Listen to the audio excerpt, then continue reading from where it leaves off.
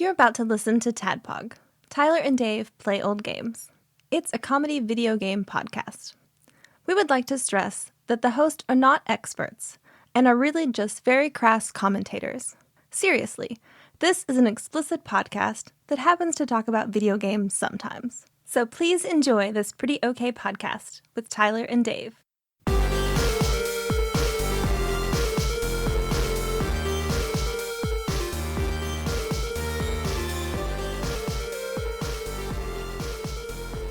Hello, internets. Hey, welcome. We're just all sitting in our wicker chairs with our podcasting tools, just our lemonade, our and fans, lemon cakes, sweaty cells. Just making some homespun artisanal podcasts. Lord, yes. Eating our zebra cakes. Getting our ding dong on. Manna from Trump's heaven, I tell you. I mean, the zebra cakes are pretty good. I do like. There's something about that the texture of a Little Debbie cake, particularly zebra cakes, that like. It's the right amount of oil too. It. It's like weird. It's got the. I You think know what I mean? Palm oil has that perfect, chewy, soft texture to it. Is that what is used in it? Is palm oil? I'm pretty sure it's palm oil.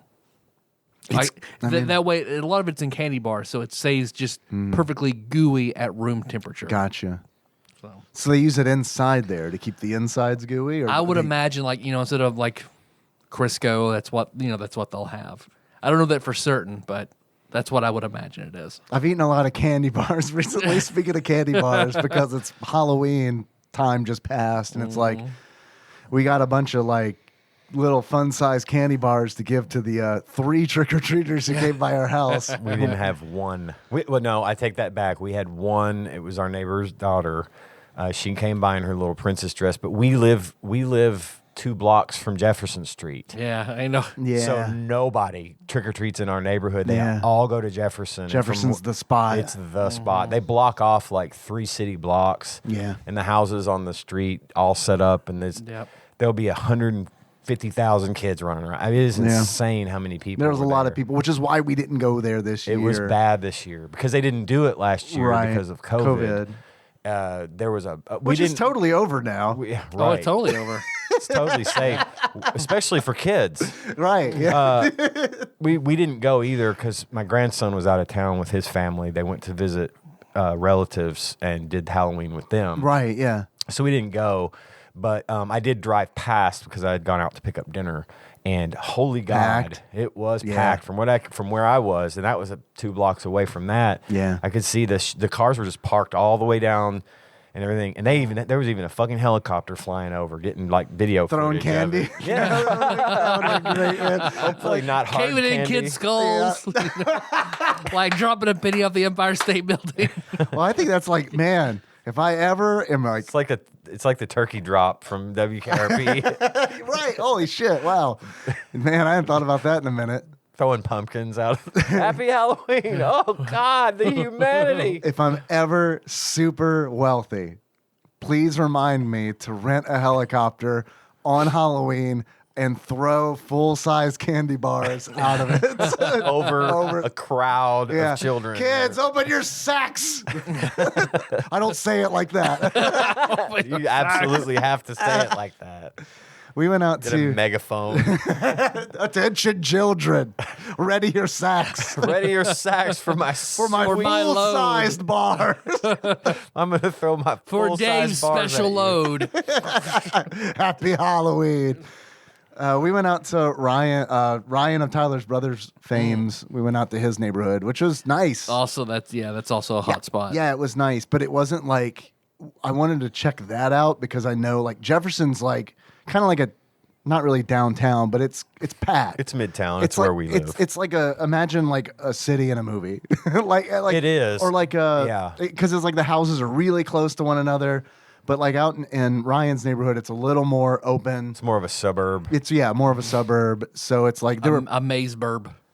We used to go to Heather Hills every year. And trick or treat there because the houses are like that. Yeah, and I didn't even think about Heather Hills. I don't know how much of a scene it is now. I don't know if they all go to Jefferson. I mean, literally, people from all over the county come down to go to Jefferson Yeah. Street. And I mean, these poor people, I say poor people, Wealthy they're not, people. they're They're wealthy. pretty wealthy people to live on But Jefferson Street. they will spend, one Thousands. house will spend Thousands. $1,000, $2,000, $3,000 Yep. in candy just to be able to give some to everybody. Yeah, I But work. they volunteer to do it, and there's no requirement for them to do it. I mean, if you live there and you don't want to participate, you don't have to, but they do, because those are big, expensive. Oh, yeah. Midtown. We're talking yeah. $1 million homes Oh, yeah. down there. So I work with somebody whose sister lives on Jefferson, and it's like she spends $3,000 a year on candy for Halloween. see, that's insane. $3,000 a year, like that's like $3,000. I might be able to buy a car for that. I don't. I said that's 6 of my car. Yes, exactly. I don't spend $3,000 a year on power for my house. Do you save a little bit each month for like? Is there like a candy envelope where you put money in each month, or it's like October? I'm gonna bust this open. Once again, I don't think these are the type of people that have to save Right. for anything. I Yeah. think they probably just go and One of them should buy rent a it. helicopter. They probably did. It was probably one of them. So you that know did what? it. You know what's the month? So go ahead and put $250 in that candy envelope for You did Jesus. the math. Did the math. Wow. That's Yeah. insane. That is a lot of money for candy. Jeez. But it is like a big block party. Yeah. Because it's, first of all, the cops are there. They keep the side streets blocked off, and they're patrolling, making sure nobody's hurting anybody or getting into fights or whatever. Yeah. But there'll be music, and there'll be entertainers. Making sure everyone's the right color at this trick or treat. Okay. All right. Good. There'll be entertainers. There'll be people in really super cool, elaborate costumes. I told you when Cohen got to meet Michael Myers, it was there, and it was studio accurate. I mean, the costume was a nice one. He chased the girls one year. Yeah. They Slowly. If you're a new listener, I just want to let you know I'm not racist. That was a joke. Yeah, At the cop's expense. That's more of a commentary on the police in Western Kentucky. Hi, welcome to our show, by the way. but it's fun, and we were Hot gonna. takes on local law enforcement. That's what you're here for, right? Look, hey, with all things considered, if someone broke into my house, I'd definitely call those police. Yeah, yeah. Hey, someone broke into my house. Don't worry. You know what I mean? TADPOG, the video game podcast that actually does Lewis Black style hot takes on local law enforcement. Good day, sir. Click. Well, I tell you, but the police in Paducah. Please do that for the rest of the show. They do it. Trick or treat's different now. Like there was one house we went to that did it. We called it old school, where you go to the door and knock on the door, and someone opens it and gives you a piece of candy. Yeah, Everyone else had tables set up, and I don't know. I don't think it's because of, I don't think it's a COVID thing, because no one really seemed to fucking worry about that. But I think it's just a new way of trick or treating, I guess. Because it was weird. Because we went to that house that had the door closed, but we were like, I don't know, what is this? Where's their bowl? I don't get it. the rule is usually, isn't it, that if you've got your front porch light on, you're fair game. Right, exactly. But they were the only house that had their light on that they weren't out in the They were driveway. doing it old school. Right, they were doing it old school, like the way that we did it, which was I'll flip the light on, and if someone knocks at the door, I'll give them candy. I fucking loaded those kids up because I knew. Oh, yeah. I knew it's it's just you. So it was just 3 big handfuls of these fun sized bars. One of the kids tried to leave, and I was like, "Get back here!" I'm not literally. That is not a joke. I was like, "Get back here!" And then one of them left, and I gave another handful to one of the other kids, and it was like, he didn't get his 4th handful. Give it. Make sure he gets that. And they were like, "You are weirding us out, man." That is not the way this is supposed to work. We always have a little candy in the house, so we put a bunch in a little bowl for the one little girl we knew was coming. Yeah. And loaded her up, just here, take it. We can't eat it. It's yours. So yeah. Man, that just reminded me that I did not go by our neighbor's house. They're probably pretty upset about that. We normally do with take Henry over there. Yeah. Well, when I see Terry, I'll be like, "Hey, don't worry, nothing personal. We just forgot about you." No, dress Henry up and then go try to pretend no, it's Halloween. Yeah, it's Halloween. Where's the candy? You're the asshole. Gaslight my neighbor. You got God, I dress up my son who's very excited about Halloween. You don't have anything. He'll take cash. got any chocolate pudding? Those little cups, snack packs. You have loose pudding. got any cheese? Loose change? Sandwich. I'll take a sandwich. You can mow my yard. Go in there and make me a Yeah, ham that'd be sandwich. awesome. Yeah, if you could just mow my yard. Happy Halloween. Is it a package here? Yeah, we got a package that came to the P.O. box. Let me look at this real quick. Is everything in order? It appears to be. Dear TADPOG, I know a while back I made a TADPOG-based shadow box, but decided to make this other one because to me it seemed like more fun. I wanted to make you two something special because you are two special guys. Hey, I know who this is from. thank you. I save all your new episodes until I have to do yard work, so the terrible things I do don't seem so bad. I feel that. I do that too. There was one time when you said you two came through keeping me awake while I was on the road at night driving through rain and starting to nod off. Nice. Saved up. Saved your lives. Make us like 20 more shadow boxes. I like them a Public lot. service. I figured out how to print cheaper shipping labels through PayPal, so hopefully I'll be Hey. sending more before Christmas. Hell yes. I fucking love these shadow boxes. Yeah, these are awesome.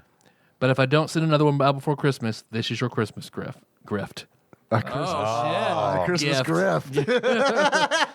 I will also accept Christmas grifts. I got Just you. let me know. I got you this, so I don't have to be involved in Secret Santa. A Christmas grift. I think I'm a Christmas grift this year pretty hard. Or I won't participate, but go ahead and get Chris Vaughn the thing I should have got him last year. You still have it. I have half of it. God. Speaking of Chris So Vaughn, I'm not going to participate. I'm just going to send him something. I don't think this you're allowed year. to participate. Oh yeah, no, I'm not. Yeah. I'm banned. Yeah, you're I'm banned. I'm Excommunicated. sorry. You're No, my no, you're friend. right. We can still You're be right. friends, but you are banned No, from I'm Secret off. Santa. I haven't sent out anything from the Piggy Palace still. It's like the post office just has an aversion spell on it. I just can't Give go me, there. give me the stuff and money, and I will take the shit to the post office. Well, I want to go buy more stuff for it since I can't get the other half of it. I want to compensate for somehow. I just haven't gone to do it. I live a mile from the post office. I'll do it. Just, Okay. you tell me, give me the stuff that I need. I and will give will you some take stuff. it All right. and mail I it could do that. for you. It's the least I can do. That sounds good. I will do this thing.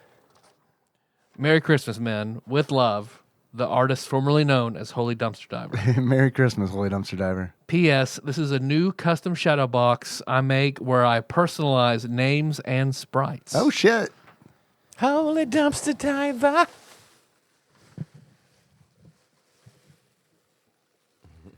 Now, if it were just like an asshole, I would.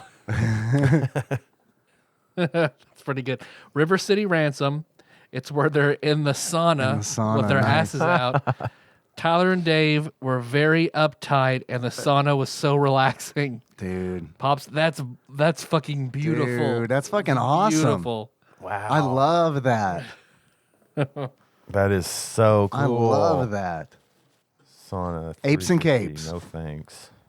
On Etsy. Apes and capes. Buy his stuff. Yeah, it's cool. It's really, It's very it is cool. very, very cool. And it's half the price of other people who Yeah. are making Yeah. the exact same yeah. thing. And I'm not just saying that because he sent us this. I mean, really honestly, it's really neat. Like what's really cool is like even like the boxes in the back, They like look the like menu menu boxes, yeah, yeah. they're lifted up off the back. So like there's like a natural Yeah, drop it's shadow the there. 3D. That's very nice. A very cool effect. I love it. Very Thank very you. That's cool. amazing. Thank you, former artist formerly known as Holy Dumpster Diver. I got a new thing. Speaking of Big Dick Pie Baker Chris Vaughn, Oh, I've been meaning to buy a Game Boy Advance from him, and then he posted on Discord that he had to get rid of Game Boy Advances because the lady of the house said he had to get rid of Game Boy Advances. That's what I was going to send him from. Well, here, I'll give this to you. You can send it right on back to him with a Christmas card. Because I'd bought him a new screen because then I was the going to have IPS Ryan screen. mod it. So now I don't know what to do because I have the screen, but I it's couldn't. perfect. Just send him the screen because he mods these. He loves doing this. So just send him parts. I mean, because then I'm serious. Okay. No. I'm That's serious. I have the screen. That's the only part I get. I couldn't get find a GBA that wasn't in shit condition or like $200. Dude, send him the parts, because like he does custom cases and everything too, and it's like I didn't have him custom build me one. This was just one that he had already built, because it's like, what he does. I didn't turn it on. I forgot. You know what? I never owned an SP. It's on the side. I can't remember if it's the right side or left side. I There's a got it. switch. Well, Yeah. Fires right up. So I only had back in the day. I only had the GBA, the first generation flat GBA, which did not have like a lit screen. Backlit screen was fucking awful. I mean, I liked I've got one in there on the treasure rack. Yeah. Hey, do you have an SP charger by any chance? Because I ordered one on Amazon, but it's not going to be here until Sunday, and I would love to play the shit out of this. Possibly. Okay. Possibly. If you do, I'd love to borrow it. If you don't, no big deal. I'll play it sparingly until then. But it's awesome. I mean, it looks great. Like, the screen looks fantastic. I recommend, if you want anything like this, to definitely hit up Big Dick Pie Bacon Chris Vaughn. I love this. This is nice. AKA Magical Sleeper. Yeah, it's very, very pleased with it. But yeah, like, even like I've seen him take like real shitty Game Boy Advances and like put them in new cases, and like there are manufacturers who make new cases, and there's like an SP like flat case that kind of makes it like look more like a standard Game Boy. But now, do you have to send him something typically to do for you, or does he just get it and make it and sell it? Typically, in the past, like he hadn't just made things and then sold those things. I think this was literally like, I got to get rid of these things. I've made too many things. Does anybody want to buy these things? And I was like, oh yeah, I do, because I've been meaning to have him build one for a long time, and it's just like, well, now's the time. You got inventory you need to get rid of. I want a Game Boy Advance SP, so let's do this. So yeah, it's very cool. I love it. I got an EverDrive from Stone Age Gamer. So just I've loaded up with a few games, but I get to play all these games that like, I played a few GBA games, and probably like, I guess some of the better ones, but like Final Fantasy Tactics Advance. Like, I know you're not a big fan of that one, Tyler, but like, I probably need to give it another shot. It's not as a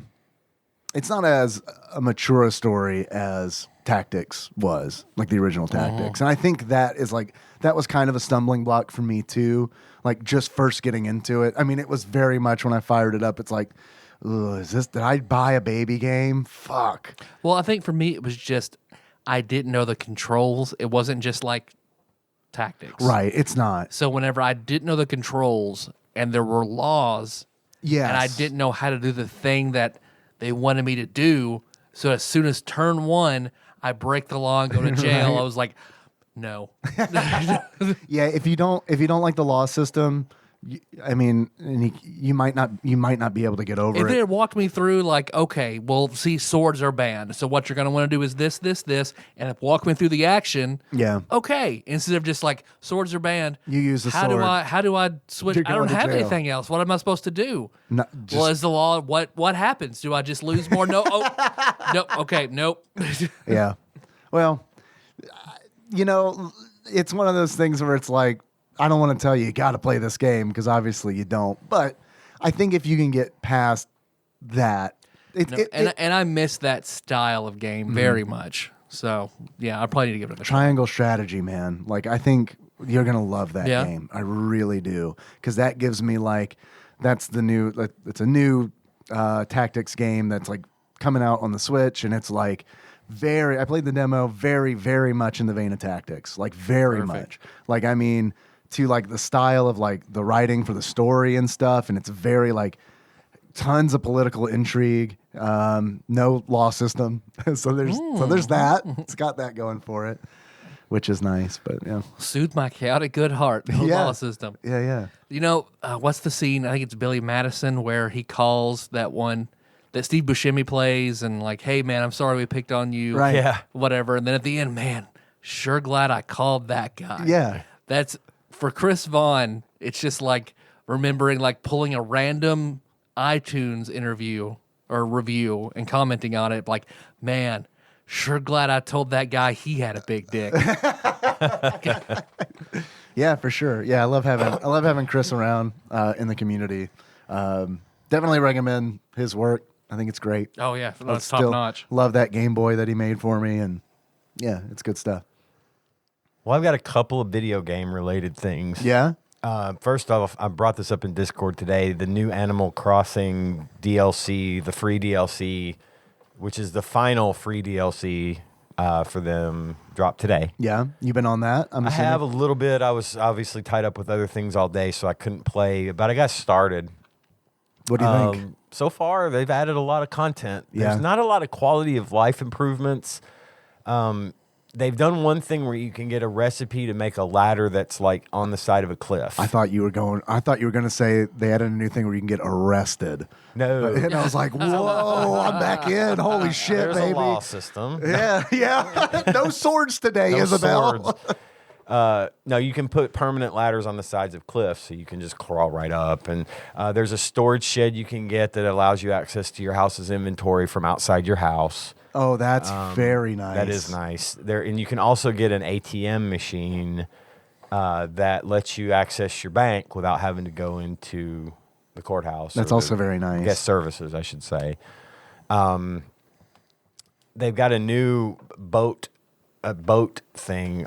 There's this frog in a boat by the dock on your island. Yeah. I can't remember his name. He was in I can't remember. New it Leaf, either. I think, right? Yes, he was. The one who's like, does he sing like a Yes. The shanty? Kappa Yes. who would sing. Yeah. That's him. It's Captain, isn't it? Isn't it like I think you're right. Captain. It's a Captain? Kappa Think named Captain. Captain, yeah. Yeah, maybe you're something right. like that? But you can pay him 1,000 Nook miles and get a boat ride to an island like you A did. boat race? Like you did with the like you did with the plane. It's the same kind of deal.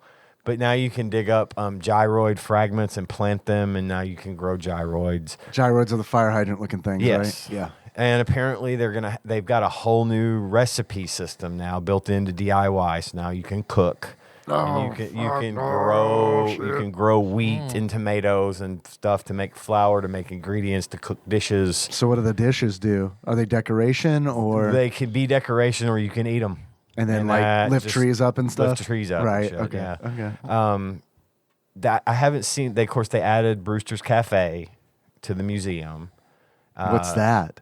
It's the pigeon. Apparently, it was in previous versions of Animal Crossing. It's just a cafe. Okay. That's built into the museum, and of course, it's not there yet. You have to do a little mini mission for Blathers to Okay. get it to. So I think by tomorrow it'll be there for mine. What are your thoughts on Blathers? I'm Are you pro Blathers? legally not allowed to comment. Oh fuck. Sorry. Okay. Shit. I have an NDA with. Goes to Blather.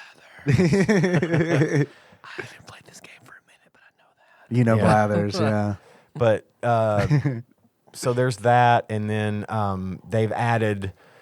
You can use patterns on your house walls and stuff. You can hang stuff from your ceiling in your house now. That's nice. They've It still wouldn't raise my happy homemaker score or whatever. no, mine won't ever go up. Zalna taught me the secret to that, and I It's gotta feng be shui, isn't it?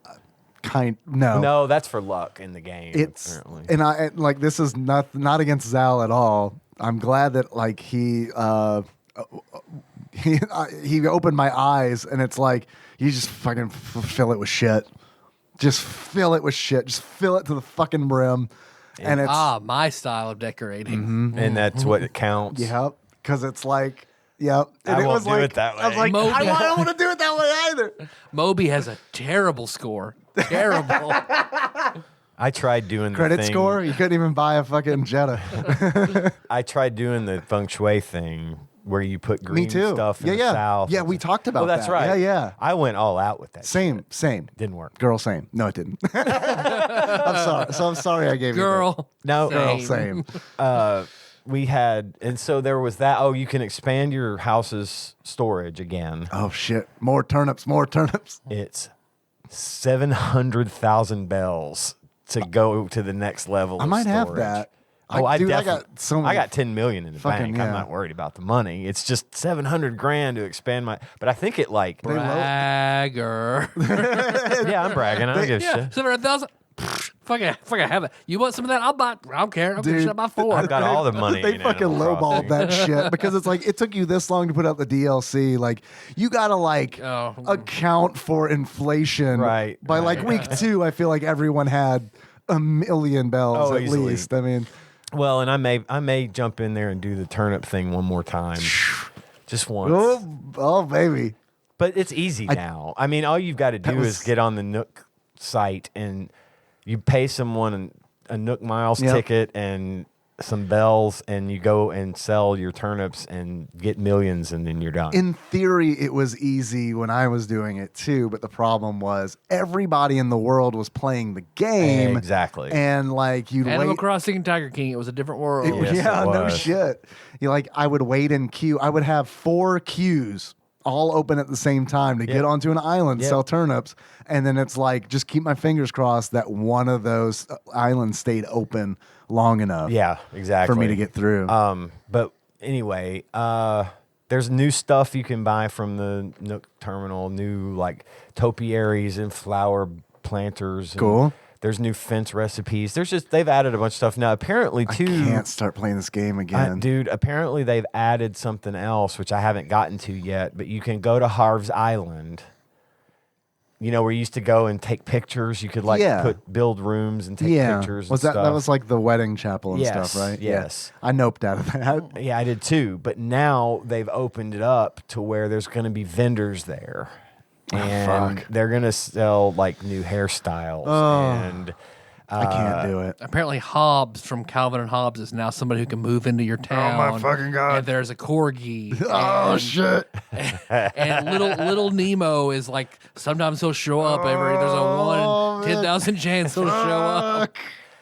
Damn. I think like You LaBelle. get a copy of Bone. Apparently you can they built Morkborg into it.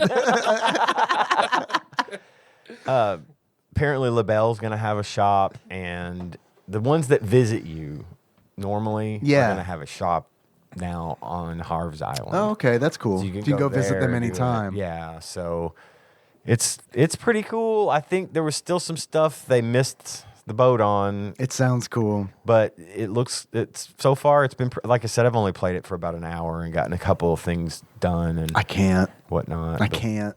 Dude, that I know it. sucked so many hours that I enjoyed. I Yeah, mean, but like I it still sucked enjoy so many hours out of my life that's like I don't know. I don't think I could it was like the perfect time for that game to come out because it was like, well, the world's ending. Yep. Might as well play Animal Crossing for literally 15 hours. And it's Oh, like, yeah. I can't do that anymore. Now it's like, well, the world's still ending, but I mean, we got to eat. But everybody's okay with it. Right. Now no one cares. Yeah. So, Well, they did wait too long to get the DLC out, but the only thing is, like, they still Well, Tiger haven't. King 2 is coming out, so they we got to time it. is We it, gotta time is it right. really? It's in production. No, I thought you were joking. I'm not joking. Oh, shit. Oh shit! I think the Wow. little stuff like there's not a Tiger Prince. Sorry. there's not a shopping cart at the clothing store still, and you Dude. know, all those things they should have. Dude, that fucking clothing store is the worst. it's the worst Because it's like you go in you there. Go in, you go out. You go in, you go- out. yeah. You can only buy one shirt, Yeah. and one pair of At a pants at time. a time. Yeah, it but fucking You sucks. can't buy a dress if Yeah. you bought a shirt and a pair of pants. They need a buy all option. They do. They need to be buy like, everything I don't have. right. Yeah. That's Oh, what hey, I want. we noticed you're rich. You want to buy everything? Yep. Will it save me 20 minutes? Yes. I'll pay for that convenience. You can go full Pretty Woman and act like they're all snooty and be like, you should have took a chance. Snap a jewelry box on their fingers. That's all I remember from that movie. from Pretty Woman. That and yeah. Jason Alexander with hair. Yeah. Oh. Somehow worse too. Yeah, yeah. It's like Venom and the symbiote. See, I'd never seen it, and Melissa was like, "You've never seen it? Oh my god!" And so we're what's like a commercial for we're watching the trailer or something like that, and it's like, yeah, she won't kiss him because that's the thing, you Right. know. The emotion's like, oh, does he like bring her in? Like he's treating her? Does he not? Does he like not fuck he have her? a Oh no, he kissing fucks her. fetish? He fucks her a lot. Oh, okay. So it's not quite okay. Just no kissing.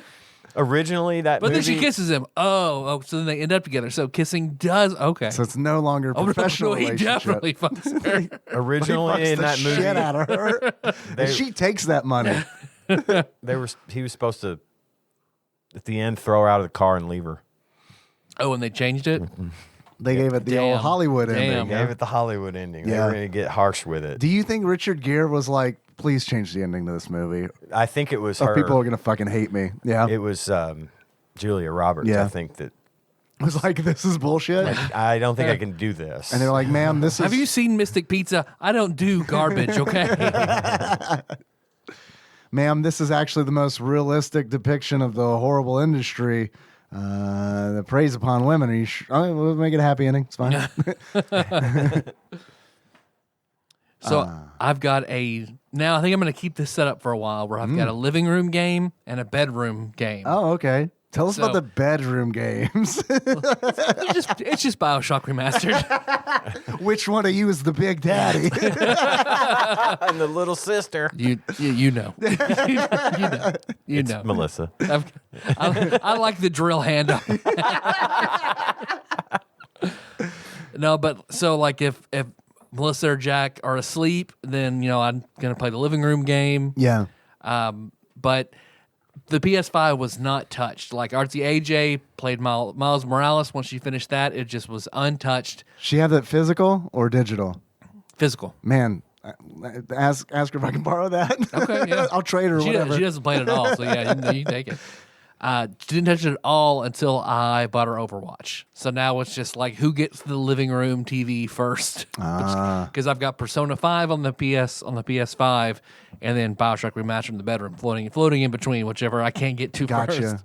But if you want to get her off that Overwatch and just be a total killjoy and be like, Blizzard's going through a lot of legal problems right now. You want to hear about those? Apparently, they don't treat women very well. I mean, she also is a animal rights advocate, but she eats plenty of chicken. So she'd probably be like, I can get over that. Can't stop that girl from slitting pandas' throats. Overwatch is fun. What can I say? Yeah, they pushed back Overwatch 2 Yeah, I heard and that Diablo they 4. done that. Yeah, Which is probably probably smart. Smart. That's Good idea. Yeah, get a little air, a little breathing We'll room. get a little of the stink off of this. I think this is like the thing where it's like they're Activision, like full 100% out. Like I think that's what's. I mean, they're going to still be Blizzard, but I mean, they ain't going to be Blizzard. You know what I mean? Not They have a Blizzard Blizzard, name on it, yeah. but yeah. Persona 5 is really, really good, though. That's I the- really, really that's like the Persona living room 5. game? That's the living room Yeah. game. Like I was asking I you. find myself wanting to do more of the high school side than the Phantom Thieves side, where you're in a dungeon and shit. Okay, so the high school side, is that like the social aspect of the game? Okay. Yep. So like, because all personas are, there is usually some dream type world that certain people can access where like the evil shit is going down. And then there's the real life world. And the stronger you are, the more relationships and stronger relationships you have in the real world affect how powerful you are in the dream world. Okay. So you're in a high schooler you're raising your knowledge, guts, proficiency, kindness, and something else. Like there are your stats that you're working on. There's certain ways to raise those, and then certain people you will have relationships with and they're ranked like 1 to 10, and the more time you spend with them, get them gifts, answer the questions the right way, that builds up. And the stronger, because it's all built on like the tarot. So Okay. you'll befriend someone who represents the chariot, and the higher your relationship with the chariot, whenever you want to make a persona that is also of the chariot, because all the monsters in the game are also based on the tarot. Okay. Anything you make from the chariot will be stronger. So you're trying to raise your relationship so you're stronger in the dream world to do whatever the task is in any given persona. Gotcha. In Persona 5, you are the Phantom Thieves. There's I didn't dig it at first because there's sort of a stealth aspect to it, but I got over it. It's okay. That might be why I like the other side more than the high the dream school, world. yeah. But in the dream world, you see people's desires for what they really are, and like people who are fucked up criminals, you can go inside they have a big enough personality and they're twisted enough, they'll have their own dungeon. You go through that dungeon and you make them have a complete repentant change of heart that then in the real world, whatever their crimes are, they will confess for. Gotcha. So the Phantom Thieves are going around all these people who are monsters. Incepting monsters, Like, essentially. yeah. So basically, like in the first one, the high school volleyball coach is sexually harassing students, sexually blackmailing students, and physically abusing the volleyball team. He's going to expel you and like your friends, so you have to go into his palace, his dungeon, confront the dream him, and then when you do that, then in real life he goes in front of the school board and confesses what he's done and goes to jail and shit like that. So I just finished the second one of those, and Persona, they're good. They're very good games. How many hours are you into it? 24. Okay. All right. So you're probably like 20% of the game. Maybe. Yeah. Maybe. That's what keeps me away from that game. Yeah. Yeah. Is that It's easy to like, you'll sit there and just play and not realize like how fast it goes. So Well, it's I not like like that. it's a slog. It's All just right. it's actively enjoyable. I did try it for a little bit. This was months ago, maybe even a year ago. I can see where it's super overwhelming. Yeah, it kind of, and honestly, like I like stylistic things, but something about the style, honestly, just kind of was like, "Ugh, I don't know. And look, I'm not saying it's a bad game, but I will say that the style kind of rubbed me in a real just kind of felt try hard a little bit. It was like, oh, they're really going for it. They're going out of their way to make this like stylish, as opposed to just The other ones weren't quite this over the top with it. Yeah. 3 and 4 weren't this over the top. But Sure. one thing I think there is a lot they throw at you pretty quickly. But I like with the PS5 version, if it's online, you can join the Thieves Guild. So at any time you can sort of press the big white button on the PS5 and all the options. It'll show if you sign up for the Thieves Guild, it tracks what you're doing in the game. So then you could see on this day, because it's also you have 1 year in the game that you're doing. So or the moon crashes into the earth. right, it will pull up. Here's what other players did on this day. Okay. So then you can kind of that's see. cool. Oh, here are my options that I have. I can do this and this and this. Yeah, that's neat. Here's what most people did. So it helps a lot because it is overwhelming the sheer amount of shit you can do once it stops being linear. That's cool. I like that. So it Yeah, helps.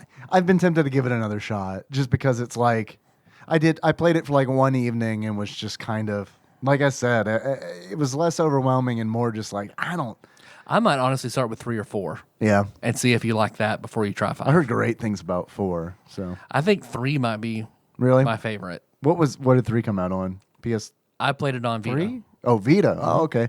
I don't know if I can wrest the Vita from Henry's hot little hands. Yeah. Minecraft. Yeah, no one's killed his first bird yet. Man, I played a game called World of Horror that I think you would enjoy. Yeah. I finished Junji Ito's Tomie. So I finished that, and then on Halloween, I went ahead and streamed. I wasn't sure if I was going to be able to do it, but I'm sticking to that. I'm just going to stream what I want to stream, Yeah. and then, gameplay for the game we're talking about will take place somewhere else kind of deal. So I was like, man, this World of Horror game, I wanted to play something spooky. And it's like, this is one that's been on my radar for a long time. I saw it on itch.io maybe 9 months ago. And it is like a 1 or 2-bit style Mac venture point and click adventure. But it's like, what I like about it is it has that style, but it's heavily inspired by Junji Ito and H.P. Lovecraft. Like the art style is very Ito-esque, but like the themes are very Lovecraftian. It felt a lot to me like a video game version of Arkham Horror, but a little bit crunchier because it's like you play as there are 2 different stories you can go through, 2 different adventures, but then there's also like a randomized mode where it's like every game has every time you start a game, it has 5 different mysteries. Those mysteries are randomized. And different elements of the story, like what allies you have are randomized. And so there's different things at play, and you have it gave me vibes of tabletop Call of Cthulhu, but like much faster. Like honest, and please don't take this the wrong way. I mean this as a compliment. You run Call of Cthulhu in a way that I like to play it. I've played in other Call of Cthulhu games that are very slow and drawn out. And you're dead. And you're dead. And it's like, well, I feel like I've wasted a lot of time because I sat through a lot of stuff that wasn't like super fun, and then I died immediately. I like how you do it because it's pulpier. It's more it's like action oriented, but like with consequences. It's not like D&D style where it's like, you know, You don't kick in the door, but you're gonna have to fight, and there right, and it could be, and it can be deadly. Yeah. So, but it feels a lot like that. Clambro, Cody Phillips, he showed up because he's been playing this game for like 2 years. It's still in early access, like it's version 0.9. So it's like they're close. Shit. But it is like it's really fucking cool, and it's cheap. It's like $15 normally. I bought it on sale for like $13, and it is like absolutely worth it. I don't. On the website, there's like a Switch logo, but I think for right now, it might just be PC. Keep an eye out for it because like it's cool. It's a very cool experience, and it is like disturbing, but like the 2-bit, 1-bit nature of it like takes that edge off. So it's like you see disturbing shit. Like there's one mystery that's about fucking like there's this teacher. Period. Yeah. Just about fucking. Yeah, sorry, I say fucking a lot. It's about. I'll fix that. There's a teacher. Don't ever fix that. And There's nothing broken. Yeah, it's fine. There's a teacher, and he is obsessed with eels, and it's like, okay, that doesn't sound too weird. But we still don't know how they reproduce. We don't know how eels reproduce. Nope. Maybe the same eels we have today are the eels from thousands of years ago. Hope so. And they just never die. I hope they just reincarnate after we eat one. Yeah, you know how poop kind of looks like an eel. Think about it. Facts. Canada. Think about it. Interstates.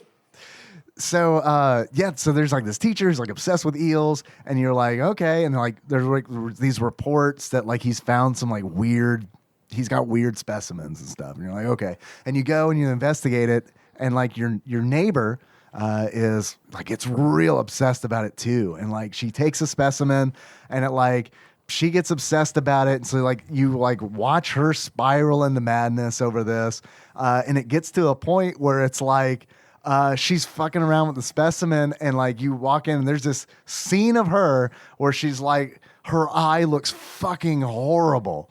And she's like, it got in my eye. And you're like, what got in my eye? And like she moves her hand down, and it's like all nasty. And you get two options: take her to the hospital or gouge her eye out. And it's like, holy shit, this got real. So Clam Bro is in chat, and he's like, gouge her eye out. And I'm like, well, I guess we kind of got it, right? Because I don't know what's going to happen. If you take her to the hospital, she might die on the way there. So I click gouge her eye out. The next fucking thing is a close-up of her eye and you with a fucking sewing needle. And it's like you have to drag the needle over on top of her eye. And it's like, oh my God, this is horrible. And then you click it, like the screen goes black, you know. So you don't like really see anything. But I mean, it's like, it's enough to be like, oh, that was horrible. And then, yeah, she's like, it cuts to like her in the hospital. She's like, thanks for gouging my eye out. I was going to die. And it's like, that makes me feel a little better. That was horrific. But it's the only scene in like Dead Space 2 that made me cringe. I didn't play all of Dead Space 2. It was a little too action. Close to the end, there's a part where you have to like make yourself stay still and insert a needle into your eye to extract something. Yeah, and it gets super close up, and like the closer you get, the more the controller vibrates while the needle's like right there on your eye. Well, that reminds me of Heavy Rain with like the chopping your finger off thing. You remember that? Yeah. So but if you don't, it's still the same. Yeah, I know, right? So if you're illusion of choice, if you're into gouging eyes out, check out World of Horror. It is actually really, really neat, and like the combat system's very cool because you've got this bar. Everything's based on how much shit you can do within a certain amount of time. And it's like you fill up that bar with actions, and you can do whatever actions you want. There are attack options, there are support options. You can run, which is a good idea a lot of times. There's this whole system for like exercising spirits, and you can try that stuff. It's very, very, very cool. Highly recommend. My biggest concern, I've been playing it recently. My biggest concern is that I'm going to start seeing the same content. And I'm hoping that the randomization is enough to like keep it fresh. Yeah. I played a little bit of a scary game this past week. What'd you play? Doki Literature Club. Yeah. Did you? Yes. I finished it. I finished one run through, and I'm at the point now where I need to reset it back to default and take other options. I didn't remember that I didn't remember shit. Good. All right, so you had some I got surprises. a good experience. I had a nice set of very important saves that I lost. I picked up on Monica quick. Yeah. I started figuring out real quick that there was something about her. And then there was the scene that I kind of saw coming, but I didn't. It's like when everything changes. Yeah. And your first character is deleted, and it keeps glitching, and it's that shit was like really cool. And then that one scene I'm talking about, and I guess you've talked about the game. Spoilers for Doki Doki Literature Club. Skip ahead 2 minutes. Go back and listen to our episode about it. Stop now. Go listen to that episode and come back. All episodes from then until current. Yes. and then you're ready to listen to this. Sayori kills herself because you don't tell her you love her. Right. Which was one of my saves. I was going to go back and do it from my I love you standpoint instead of friend zoning her. She hangs herself. And then, like, you're dealing with Yuri. You're dealing with Yuri's story, and she's getting super obsessed. And the part where there's a part in it where you're talking to her, and she's just like, I love you so much, I want to kill myself. And so, yeah, baby. During that whole scene, the poster, a picture of Sayori hanging from the ceiling, was on the back wall of the classroom, and I was just like, it gave me chills. I was like, God damn, this is freaking me out. And then I'm like, okay, I know what to do. I love you. Stab. Splort. Right there. And then you got to sit there for the whole weekend while text scrolls and watch across her rot. and watch her skin turn gray and everything. And God, it was really neat. Yeah. I'm nowhere near finished. She was my favorite. That was like Yuri the most. Yeah. I'd have to agree. I liked Sayori too. I mean, I thought she was okay, but I've still got a lot to do. I mean, I'm like 37% through with it. You know, I've unlocked 37% of the content. So Gotcha. I'm going to go back and do it again and again until and there's some bonus content now.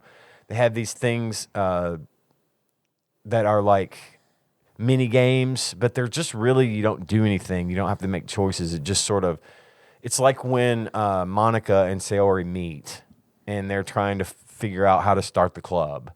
And you kind of you're getting backstory from it basically, which is neat. And then there's some more art. There's like sketch art and, you can get in and do the music and stuff. But the way that they've done poems. Yeah. And the way that they've done the computer thing. So, like in Windows, you would go to the character folder and delete the character. Okay. Right. So when this thing boots up, it boots into the game, but then you can exit to Metaverse. And it's an operating system. And it's like Windows. And you go in and then you can get into the file system and access and open and delete files and run scripts and all that kind of stuff. So, and then when it shuts down, it shows like the BIOS and stuff. And then it exits. And so they integrated the PC experience into the game, into the console fairly well. Cool. I think I would have liked to have done it the way it was intended to be done on Windows, where you're actually doing the stuff in Windows to whatever. So I was like, what? Am I going to fuck Am this I gonna up? fuck the Yeah. game Yeah. up? Right? Yeah, exactly. but it's really cool And the you way do. and you do. in the good way, Right. But it's really cool the way they've built all that shit in there, and the occasional flash, or you'll see Yuri with all the cuts all over her while she's talking to you in the hallway. man. Yeah. It's just crazy how they and like at one point I was talking to her and I was like, I found myself getting right up next to the screen, like talking to Yuri. I'm like, Show him is to there me. is there an eye? Is there a face? Is that's it kept getting a little easier to see. Is Monica like fading in behind her, like as if she were the driving force behind it? It was creepy as fuck. I loved it though. Yeah. I mean, just so good. Man, I love It's it. one of the when- most creative titles I've played in a long time. Just somebody really put some super hardcore love into this one. That's fun. I love Really it when fun. games like do the extra mile and do like little details and stuff. Yeah. Like you talking about that reminded me of something in World of Horror. Like the other night I was playing it and I heard Henry get up out of bed. So I was like, okay, gonna minimize this, go check on him, make sure everything's okay. Everything was. And then I was like, well, while I'm up, got these little candy bars, gonna eat a couple of those, and then grab a drink, use the bathroom, come back. So I was gone for maybe 10 minutes. Let's say 10 minutes. And so I open up the window. I maximize the window to play, and there's a dude standing there looking out at me for a split second. And he like disappears. So it's like programmed in where it's like if you AFK or minimize it, I'm not sure which, this guy shows up. And then, you come back in and it's just like, I mean, for like, I couldn't even tell you what he looked like. It was just like a figure of a man. It's like the there. dick in Fight Club. Just one frame. Yeah, Yes. exactly. I gotta look for the cigarette There's burn. cigarette burn. Yeah. But I thought that I love it when games do. I love that shit.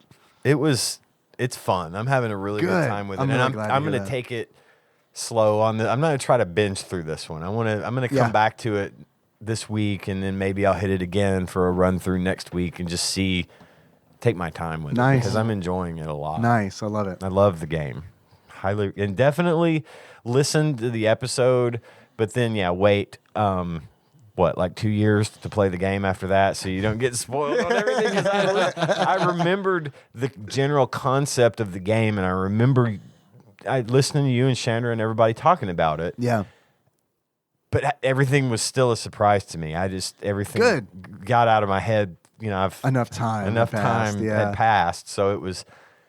But I retained enough to know that it sounded like something I was going to enjoy. So thanks for that. That was it's a really fun game. Cool, man. I'm glad you're enjoying it. We'll have to get you a Yuri body pillow. Oh, that'd probably go over really well at home. So, speaking of games that we love, how'd you guys feel about Super Valis 4? Super Valis 4. Meh. I never heard of it. Oh, Perfect. Do you have any questions? It's a game. Is it a video game? for the Super Nintendo that is in the Switch Online Super NES library that we're playing through right now. Oh, that you which just we're almost done with. jogged my memory. Yeah, we got 3 more games. Yep. 2 of them are sports games. Yeah. Fun. I can tell you that this. How much do you want me to say about it? Are you About Super Valis 4? Yeah. Just talk, baby.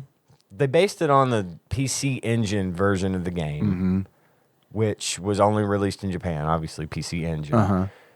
PC Engine has a lot more memory and a lot more processing power than a Super Nintendo, and it is way more involved. It's a completely different game. It looks mostly the same. I didn't get to Turning see a it. car into a bicycle. Pretty much. They stripped it down. Like I've got a couple of things here about that. Uh-huh. Well, real quick, do you want to? Do you hear that though? I do hear that. It sounds like a body pillow stabbing a man while his wife. Oh, have it be meta. See if Tanya will stab it. Yes, while his wife stabs it back. You're making the pillow hornier. She likes that. Of course, I hear that, which ushers in a segment that we like to call Dave Reads Some Wikipedia. Valis 4 is a platform game developed and published by Telenet Japan for the PC Engine Super CD-ROM, and that's really important. Yes, the CD-ROM it's a part's CD-ROM. really important. In 1991, exclusively in Japan. A vastly different version titled Super Valis IV, or Super Valis Akiki Tsuki no Otome, or Red Moon Rising Maiden, was published for the Super Nintendo Entertainment System in 1992. Sounds like she's just on her period. and everyone's real like fucking like about it. Oh, you got a sword? Somebody's having a bad week. Yeah, because it's the 90s. Dude, I like. How is it that everybody in the world did that? I feel like when I was a kid, and it's like, was that just me? Like I remember hearing like Yep. so many fucking like, Yep. Yeah. like even my dad would do it. That Like and everyone did that. Yeah, Yeah. well, I think that still exists. I don't know if still exists. Well, when you talk about girls getting in a fight, oh, cat fight. Yeah, I mean that is true. I don't hang. Yeah, I don't know. Maybe it's the crowd. In case anybody didn't know, there was a cat noise. It's like, why do they keep going? Is everyone okay over there? They can't see the clearly cat-like gesture that is made. Which we're doing every time because it's part of it. That's what you do. Yeah. It's a good medium for that. Yeah. So the Super Nintendo version was published in 1992 by Atlas Software, and it was the final release of the Valis series in North America. I have a fun fact. There is one other Valis game that came out after this, and it was a porn game. Oh, really? Makes sense. Yep. Like that, like yeah, watch the on playthrough TikTok. of that one? Makes sense, right? Good. Yeah. What? Yeah, it's and not received well. Yeah, Go figure. Weird that fans of this series would feel, I don't know, betrayed that they were sold the rights to a company that made porn games. I think this is the only Valis game to come out on the Super Nintendo. Okay. I think they Yeah. generally existed on like the PC Engine. Yeah. But I think later on, most of them got ports to the Sega Genesis, Sega Mega Drive. Okay. But it was like years later because I think Valis 1 showed up on the Genesis in like 93. Okay. Which is like, years after the even first Valis 4. one. So, yeah. Well, I mean, this one, I watched the playthrough, or at least probably half. It was about an hour and a half long playthrough of Valis 4, not Super Valis 4, on YouTube. It was all in Japanese. Obviously, it never got an English translation. Sure. The opening scenes are animated, and there are voiceovers, like doing the dialogue. They're talking, but they're the same. The stills that are used in the SNES version are the same stills. Like they're pulled from. They're pulled from that. Okay. But they're obviously on the Super NES, not animated. There's no voices. It's a very short summary of what's going on. But the opening of this game on the PC Engine CD-ROM is long. It's like 3 or 4 minutes long dialogue, and of the villains, of the bad guys or whatever, talking about what's going on. Couldn't understand what they were saying because I do not speak Japanese. But the graphics were better, but it was like they used the same sprite in that as they did on the Super NES version of the main character, of the one you play. But in the Valis 4, you could switch between characters. Oh, that's cool. So one of them was had a bit of a higher jump and a weapon that was a little bit of a ranged weapon. And then in one level, there's this great big robot-looking dude, and you switch with him, and he fires the weapon that looks like the wolf's head. Okay, yeah. All that the follows time. the ground. But all the time. Okay. You have a magic bar that lets you it builds up over time, and that's how you use your magic items, whereas in Super Valis 4, you pick up an item that's like a magical ranged weapon, like a fireball or this wolf's head that travels along the ground. Or like a homing missile, thing, essentially, or like a spread gun.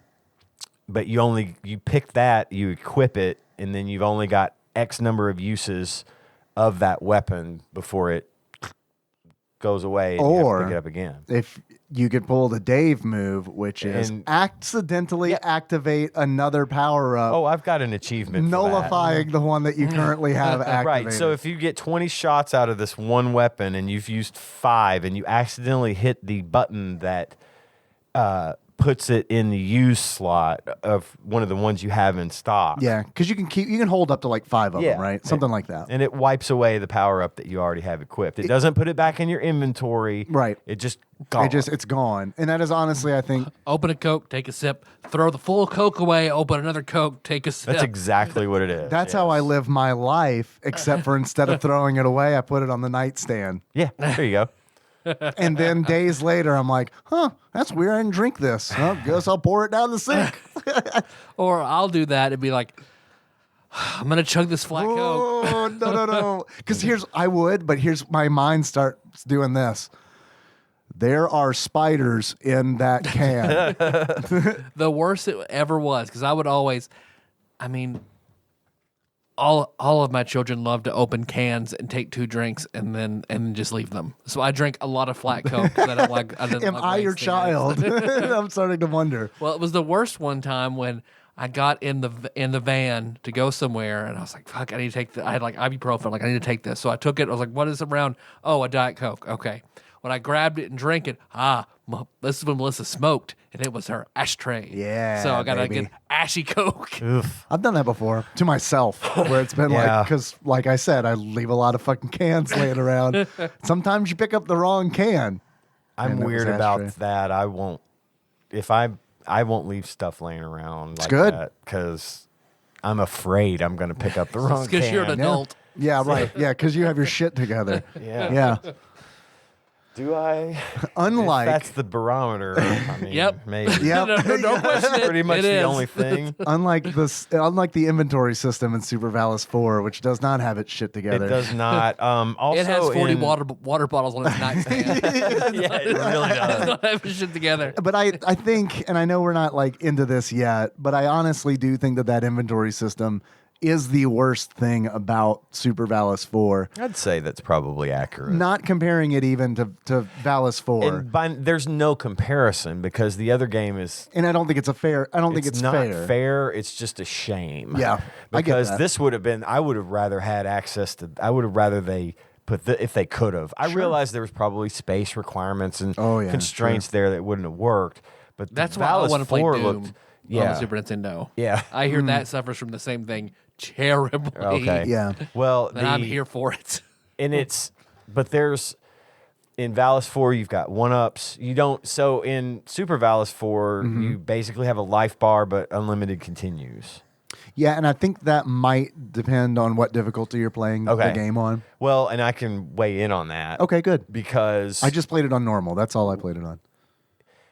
I'm not going to talk much more about Valis 4. Okay. Other than there's power-ups, 1-ups, things that you can pick up as you go along that either increase your health, which you did not get.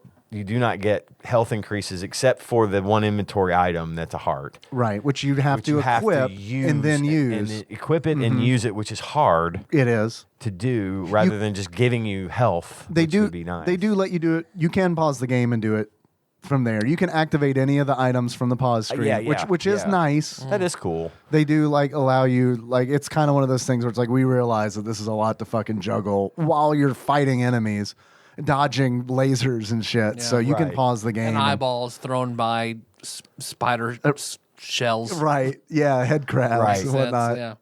Super Valis 4 was essentially just a Fever bare dream. bones, stripped down version of a far superior game that we just never had access to. Yeah. So it is what it is. That being said, when you first start the game, you have the option to choose either normal or hard Right. level of play. If you go into, first thing you can do, if you hold down the shoulder buttons and start a new game, You can play as a different character. it's a different costume It's from Valis 3. It's her costume from Valis 3. Yuko is her name, maybe. Yeah. And I think Yuko is in Valis 4, and that's who you switch between. Gotcha. You and Yuko and one other. person. I think she was the main character in the series up until Super Valis 4. Okay. Oh yeah, actually, based on the cutscene in Valis 4, Because you I meet could her in kinda heaven, tell right? Like something like yeah, that. It's weird. Yeah, you it's- meet her in heaven, she gives you the sword. She's like, "Kill Gallagher, this evil guy." Right. And you're like, "Okay, Save the watermelon. right, Please, yes." or else I- you squish your head with a mallet. I played this game initially on hard because I didn't realize the cursor is red. Yep. Which is dumb. Yeah, Yeah. no, I agree. Yeah, Well, when you go into that option menu, you hit left, right, BBYY, and then now you have the option to play as easy. right, baby, get it? Baby BBYY. mode. BBYY. If you go in, when you go into easy mode, first of all, obviously you take less damage from enemies hitting you and stuff. Second of all, the enemies that would shoot things at you, like, you know how those little walking squid looking things would. Throw the eyeballs. Yeah. Those guys. Yeah, they don't shoot those at you. Oh, that's nice of them. The little dragons in the water level that's making the rocks fall, they still shoot at you, but they don't shoot and rocks don't fall. Gotcha. When you die, you pick up on the level you're on and not the beginning of the stage. Okay. So like if I was playing on easy, just So for there's the like hell a of it. checkpoint kind of. When you clear a level, Each zone you start out from. you start out there. So Okay. like I got through one level and it was the boss and I died. When I came back, it started me there Oh, at the instead of boss. at the beginning Oh, of that's the stage. that's very nice. Yeah, and also when in normal or hard, when you clear a level, you get most of your health back.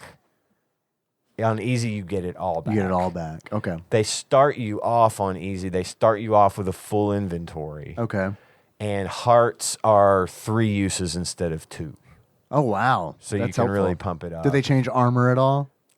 Armor, I don't know if there were more. If you get the armor power up and you wear it, you get 2 hits without taking damage. I don't know. I never got to try it on easy with the armor. Okay. I don't know if it gives you 3 hits, but I would imagine it does because there was a lot of things about the easy mode that made it a lot That made it easier. easier. And it was good for I got through 3 or 4 levels on normal before I kind of noped out. I was just kind of over it. But I did go back and play it again on easy just for fun to see what the differences were and how much further I could get. And it was okay. Yeah. It was, it is what it is. I liked it. I liked it. It's Castlevania without the charm. I wanna, Yeah. also, that armor, I want to point out, since it looks like an 80s anime, of course the armor is the chainmail bikini type thing that just... With the triangle big pauldrons. You've got some World of thing, Warcraft yeah. pauldrons and a bra. Yeah. Well, I mean, the original character is in a Japanese schoolgirl uniform, so I don't know if it's like. I wouldn't even realize that. I don't know if that's a lateral I was move. like, oh, or- peasant clothes. Oh, no. I like the game. If you're curious what all this looks like, I did a long play of it on normal. I'm proud of it because it's a no death long play. Yeah. I watched that. I watched some of that. It was Thank good. you for watching that. That's on the TADPOG YouTube channel. If anybody listening wants to check that out, check it out. You can see what the game's all about and kind of give you an idea of like, if it looks like it's up your alley or what the fuck we're even, like you can put a visual to what we're talking about. Yeah, it was all right. I mean, I don't know that I really considered it to be anything special, and that inventory management was garbage. That I agree was probably the worst thing about this game, and it was a bad worst thing to be. Yeah. I mean, the number of times that I accidentally got rid of something really important like armor Or a heart, like the number because you that push should be X. 0 times. It should be. should be 0 times, but like through human error. I mean, like See, the first time I fought the final boss of the game, I accidentally got rid of armor, and it's like fuck. Yeah, and what doesn't make sense to me is it did not have to be the way that it is. It didn't have to be, oh, we're going to take this thing out of your inventory and stick it in this slot, and Right. then you can use it with this button that's right next to the button that equips the thing that's up here. Right. They could have just made it be you select between them, and as you pick them up, and then if you fill it up, the last slot or the first slot gets replaced with something. That's a little bit easier for me to manage Sure. than accidentally throwing away Which happened to me power-ups all and the time. hearts. It did too. Until for I me. just trained myself to be careful about Right, it. exactly. But you shouldn't have to train yourself to be careful not about for it. something like that. Not for something so critical that can be lost Right. so And fuck easily. condoms, right? I mean, yeah. I mean, I'm with you. I don't on want to there. be careful. Fuck it. I mean, I'm with you on that for sure. I can't go back. It's impossible. Yeah, no. Can't go You'll back. never have to. So yeah, hopefully. Unless Nikki gets a weird kink with it and I'll wrap it up. maybe. Oh no. Yeah, I thought this was a very different Super Nintendo game. To me, it felt like a Sega Genesis it did game. feel like a Sega Genesis It's game. very fast. The sprites are small. It has the same like pace, and even Yep. the music is. I mean, obviously it's using SNES hardware, but like it feels like a Sega Genesis game on the Super Nintendo. I guess maybe it really reminded me does. a little bit the same kind of feel as like Altered Beast, but Yeah, with just with space.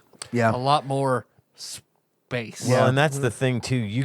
There's one part in the castle where you go up to different levels But you don't to get have out, to. You can just run right. or you run out right out. But Oh yeah, and I'm glad you mentioned that. I want to talk about that, but please you go ahead. there are sections of that game where you'll just run, and you just run the entire length That's why I watched. and not encounter an enemy. I watched a playthrough early on. So I was like, oh, this is if it's not a shooter, I want to see what it is. And I watched a playthrough, and it was like, God, I don't want to play this game. I thought it looked so boring.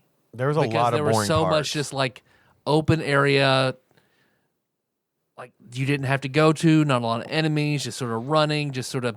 It looked Okay. super basic. Yes, I agree, and I was absolutely with you on that boat when I first started playing this because I was like, because it is very easy to avoid enemies in the first couple That's levels. how I played. I just jumped over 'em. And it's like, yeah, me too. And I was like, why would I fight these things when I can just bypass them all? Here's why. For every 10,000 points you get, your HP max goes up. Yep. Oh, So, okay. and also, this is what I think is one of the coolest things about this game. And this is like, it's redeeming I think almost easy mode starts you at with the max HP. HP. Okay. Go ahead. So there are two things at play that I love, and I think this is a really interesting part of this game because I've never played a game like this. So the faster you get through it, like if you're avoiding enemies, you will get to the boss with lower HP. Yeah, the boss starts. You see the boss's hit point bar, health bar at the bottom of your screen at all times. Yes. And at the beginning of the level, it's half full. Right. Go ahead. Yeah. But I mean yours. Like if you avoid enemies, you're essentially limiting how much HP you're gonna have. Yeah. But the flip side of that is, yes, like you're saying, if you get to the boss quickly, it'll have less HP because it's slowly filling up as you're going to the level. I didn't realize that the first time I was Me playing neither. because I was like, I remember at some point I was like, I got to the boss and I was like, oh, that's his life meter? And oh, shit. that was only half full earlier. What the fuck? And then it dawned on me, oh, that's the time limit is essentially how much health the boss is going to have when you fight him. Yeah, and you can I think take that's as much cool. time as you want if you want to fight the boss at full health. But Yeah. you can rush right through it, and sometimes you can exit a level at multiple points. You just walk through the right side of the screen and you're on the next level. But sometimes you do have to go up higher to get to a specific point where you can exit, which I found confusing in some levels. But most of the time it was fine. As you progress, like the first 3 levels, I feel like it is easy to bypass enemies, but it does get to a point where you feel like, okay, now they're designing it so that I have to fight enemies. Like there's an ice level called the Crystal Pillar, and it was the first stumbling block I had in this game. Like, I mean, it was difficult. Like it was to the point where it's like, do I actually want to like take the time to like be able to do a long play of this game? Like it was to that degree because it's like there are spikes because it's an ice level. So there are icicles, of course, and there are pits that you can fall in where it's like, you'll fall in a pit full of spikes and you'll just, instead of just killing you, you'll just, okay, yep, all right, it's just depleting my life slowly. And that's really super annoying. But like, there are like tight corridors and there will be enemies like that look like like Al from Full Metal Alchemist. So like in the armor, but they have shields, and you have to wait for them to attack before you can attack them. And they take a lot of hits. And it's one of those situations where it's like, I can't jump. This enemy's so big, I can't jump over it. And even if I did, there are icicles on the ceiling, so we're not gonna risk that. So I guess my point is that like as the game progresses, the level design changes, because I agree it's very open in like the first few levels, and it's almost kind of jarring that they all of a sudden kind of put you into like, okay, this is we designed a level and you were gonna play this level this way, as opposed to like a more. Like the first few levels have like a Metroidvania style like feel to them, where it's like it feels like you're supposed to explore and find power ups and stuff.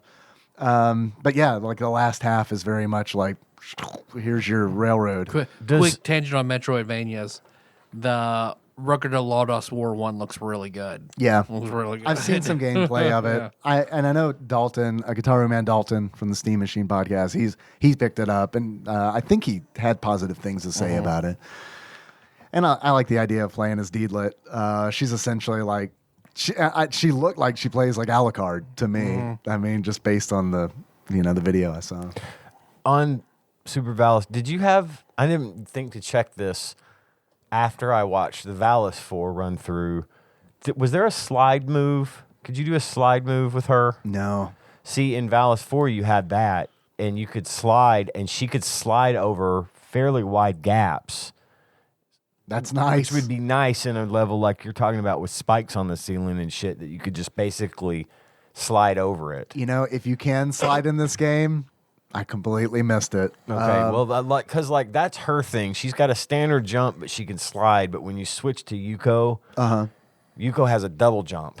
Like you can. That also would have been nice. Yeah, you don't have that either in this game. So I just I meant to go back and check and see if a slide was a thing in this, because that might have been the key to getting through some of those tricky areas. And it's funny that you brought it up, because I even like checked to see if there was a slide, because when the main character in this game dies, Lena is her name. When Lena dies, the Mighty Maiden. Yeah, the Mighty Maiden, Lena.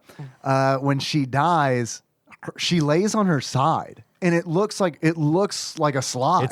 It's what she looks like sliding in Valis IV. That's what made me. It's the same sprite. Okay. That's what made me try to slide. But I did look at the game fact with the instructions, and it didn't mention a slide. Yeah, so, and I read the instruction manual and didn't see that in there either. But hey, it maybe had I one overlooked available. it. Nice. Yeah. I had one available on through Peeb's archive.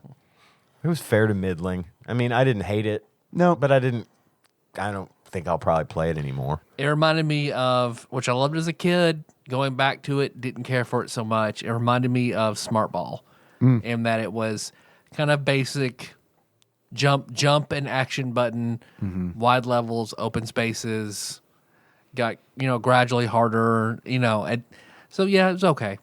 It's okay. it reminded me of 4 games. Better than I thought it was going to be. And I'm going to list these 4 games, and everyone listening is going to be like, fuck, that sounds like this is a really good game. But for whatever reason, maybe you guys can help me figure out why it didn't work as well as these 4 games. You mentioned one of them, Altered Beast. And I think it's just because, like, the background design, like especially, like, there's a level, there's Babylon, that gave off, like, some real, like, Altered Beast vibes. And even like some of the enemies, like some of the bosses, because it's like some of the bosses are they're very mythical. Like the first boss you fight, and this ties in with the next game I'm going to mention. It reminded me of Castlevania.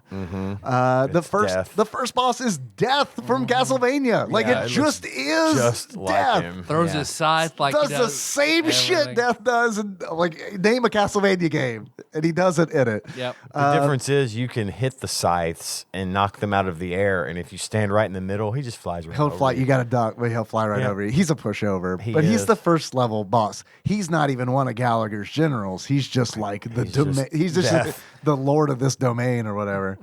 So it kind of reminded me of Castlevania. It kind of reminded me of Ninja Gaiden, and that's because of You have to pronounce it correctly. Ninja Gaiden, Thank you. the wizard style. Yep. And it reminded me of that because of the speed of the game. Like you can dash in this game, which felt really good to me. It did. It had good The control, the way she controlled was tight. I like and I like that. And that's the Jump thing. mechanics There's too were really there's too good. much Yeah. slow floaty shit on the SNES. Right. This did well. And in that regard, it was like I kept comparing this game versus Super Castlevania 4. And it was like not just because they're super and both games are super and the number 4, but it was just like, I don't know, man. Super Castlevania 4 is like a really slow plotting game, and this is like a game that's like playing with some of those ideas but doing it much, much quicker. Ultimately, I think Castlevania wins out just because it has polish and it like actually it seems like it thought things through, which Super Valis 4 doesn't. But it was enough for me to like to think about it. And then the other game, the fourth game, it made me think about was ActRaiser, and it made me think of ActRaiser because of the boss gauntlet at the end of the game. Whenever I saw it, because I didn't get that far playing it, but whenever I saw it, I was like, oh, fuck. And like the bosses are more powerful this go round. You only have to fight the generals this time. The Gundam on the Tiger, yeah. Yeah, which man, how cool of a boss is that? It's a fucking Gundam on a tiger that breathes fire. That throws the what is Sagat's? What does he call it? Yoga Flame. That's Dalzine. That's Dalsim. Oh. Tiger uppercut, tiger knee. Tiger knee. Does he have a projectile where he? He does. I don't know. I don't know. What It it's looked called. like It did look Sagat's like that. projectile. Tiger Hadouken. Probably not that. I got past that boss by just hiding in the corner. He never Yeah, hit you me. could turn in Yeah. the corner and he can't. Yeah, But he'll you jump got to on jump you. the fireball, but Right. he'll jump right next to you and turn around and shoot the other direction, and then you just unload on him. He's one of the generals, so he shows back up in the Yeah. boss gauntlet. There is a boss that has 3 forms, which That was a tough one. It is tough. I thought it was kind of cool. The 'cause mermaid. It starts out as like, I guess, Medusa. a statue, Yeah. yeah. And then it's shooting like beams at you. And then that goes down pretty quick. And then it transforms into a harpy that shoots like apple jacks at you. Yeah, flaming apple jacks. Flaming apple yeah. jacks, of course. And then once you take her down, she becomes a super annoying mermaid. That cannot be hit by normal means because she just swims under you Yeah. at the bottom of the screen and periodically pops out and throws a fireball at you. And you got to be within jump range to get to her. Because Right. half the time when I played her, of course, I took too long to get to her, so she had full fucking plenty of health. I saw that She didn't fire, stay up very long. The fireball homing. That homing thing is was the way to only go. thing. Yeah, I because didn't you can have hit her that. while she's swimming around. I burned it by mistake. Damn, yeah, of And course I- you did I because should've it's just- Super Valis 4, baby. I should have just rewound it, but I just said fuck. I ended up beating her. It just took forever. And then like she's programmed, like the AI for her is programmed like, oh, is she almost dead? She swims for a real long fucking time. long time. Yeah. And it's like, it's so stupid because it's like she's not hurting me while she's swimming around. Like, Yeah, I don't know. it was bad. So that is pretty bad. And then you've got there's a boss that I swear, man, is like one of Magneto's acolytes. It's the dude where like it's a boss fight where you're standing on a pillar in the center of a screen. This is the He's one. Exodus coming in and out. Right, Yeah, exactly. Yeah, he's like Exodus because like he's coming and he like sends like these illusions of himself that you, and then there's one of them that's real that you have to dodge. He shows up again in the boss gauntlet, except he takes more hits to kill, and now all of a sudden he like fires his projectile and random like it changes. So it's a great. I have to deal with this. And then there's a Have boss. you seen my mirror image? A lot. He's casting mirror image a lot. Yeah, a whole bunch. Blur. He's got all of the fucking defensive illusion spells on. And then there's this boss that is essentially a lot like the guy riding the tiger, except he doesn't have a tiger. He flies around. He's an Ultraman villain, just kind of Yeah. going across Yeah, the he screen. zooms across like Superman style across the screen, and essentially you just have to dodge that and then hit him when you can, kind of deal. He shows up in the boss gauntlet, and then there's Gallagher. And Gallagher, I don't know why he doesn't fight the entire fight from that throne he sits in, because at the very beginning of the fight he's on a throne in the background and just orbs are coming at you from the throne, and it's like eventually these are going to get me. Like I'm going to get tired. You don't have to fight me at all. I'm going to get tired of dodging these. Just sit there. I literally cannot get to you. It's fun. You're perfectly safe. This is going to work. You're going to win eventually. In 2 hours I'm going to be like, fuck it. Put the controller down. Eventually, he comes, once you dodge enough orbs, he's like, fuck it, I'm going to do this shit the manly way. Let's fight mano a mano. With my shin guards. Get out of your throne, grab an axe, be a man. Yeah. So he comes down and starts fighting you. And really, at that point, it's just like, you'll hit him, he'll jump up in the air and try to slam down on you, and you dodge that. He apparently throws projectiles that drain your HP, but I don't know because he never hit me with Because those. his ability was HP drain, etc. Right? I know. Yeah, at the beginning of each fight, they tell you, like, what their abilities Very are. Gunstar heroes of like what it Yeah. is and what their ability is. Yeah, that's the the tiger it's a good point. one It's true. was jump and fire. Right. Well, it's also Mega Man's ability, so I get it. That is true. That could be a very powerful combination. So anyway, he does this this might have been Gallagher's HP drain. I don't know. He jumps in the air and does the stripper ping pong ball trick. Okay. Where like giant Somewhere ping pong Sean Miller balls. just Yeah. came to attention. Giant, I swear he jumps up in the air and his legs are apart, and then like 3 big white balls drop out of him, and You really want to avoid those. you definitely want to avoid For that. so many reasons. And then eventually he comes down and you kill him, and it's all good. And then you get a cut scene where you go to heaven and you're like, Yuko, I killed that Gallagher dude, and she's like, thank you. And then that ends, and there's a screen that says that grades you, how well you did. Did you get to the screen? No. I don't know how the fuck this works, but it's like they do items, and it's like 0 out of 100, and then it like counts it up, and it's like, what is this? How many items? You got to collect 100 items in the game or something? And then it does time. That one's pretty self-explanatory, I guess. And then based on that, it down at the bottom of the screen, it will give you a grade. So the first time I got through this game, I did horribly. And I got Baby Rose or something. And it was like a little sprite of a little baby that they had to have custom made. That's your Steam handle. Yeah. They had to have custom made for this screen because there are no babies in this game. So they're like, you know what we need? baby. We need a baby sprite to put in at the end of the game. And then the second time I went through, this is on the long play, I got Amazon, which was and I felt like That's I was good. I got to the end, I was like, fuck yeah, I fucking did a good job. Nope, sure didn't. Those numbers, if it were an actual grade, D plus, and it's like, holy shit, I didn't even die. So I don't know. Apparently, that's supposed to motivate you to play this game over and over and over again. There's another long play on YouTube because I was like, fuck this. What did everyone else get? Just like I was motivated to earn my father's love by how difficult it was. Everyone else is getting Sage of the Ages and all this good shit. And it's like, well, I guess I'm just an Amazon I'm going to stick with Amazon because that's pretty good. because that's good enough for Dave. Yeah. So that's it. That's it. Did we miss anything? No. There wasn't a lot to miss. I mean, it's pretty straightforward. It is straightforward. You attack with a sword. We didn't say that. You have various, we talked about the various Is it the Valis? power-ups. Valis is the sword. Yeah, it's like the Sword of Valis or something like that, I think. I don't know. Good Whenever question. you die, it's your grave marker. It's unclear. Right there. Yeah, right. Yeah. Do you have any achievements? That's what I was just about to ask. I have one achievement. That achievement is, let me pull it up. That's not the name of the achievement. My first achievement and only achievement is Sledge-O-Matic. In order to unlock Sledge-O-Matic, you need to smash the final boss, Gallagher, much like Gallagher 1's brother did to him in the court system. I have two. The first one I have is Candle in the Whiff. Oh!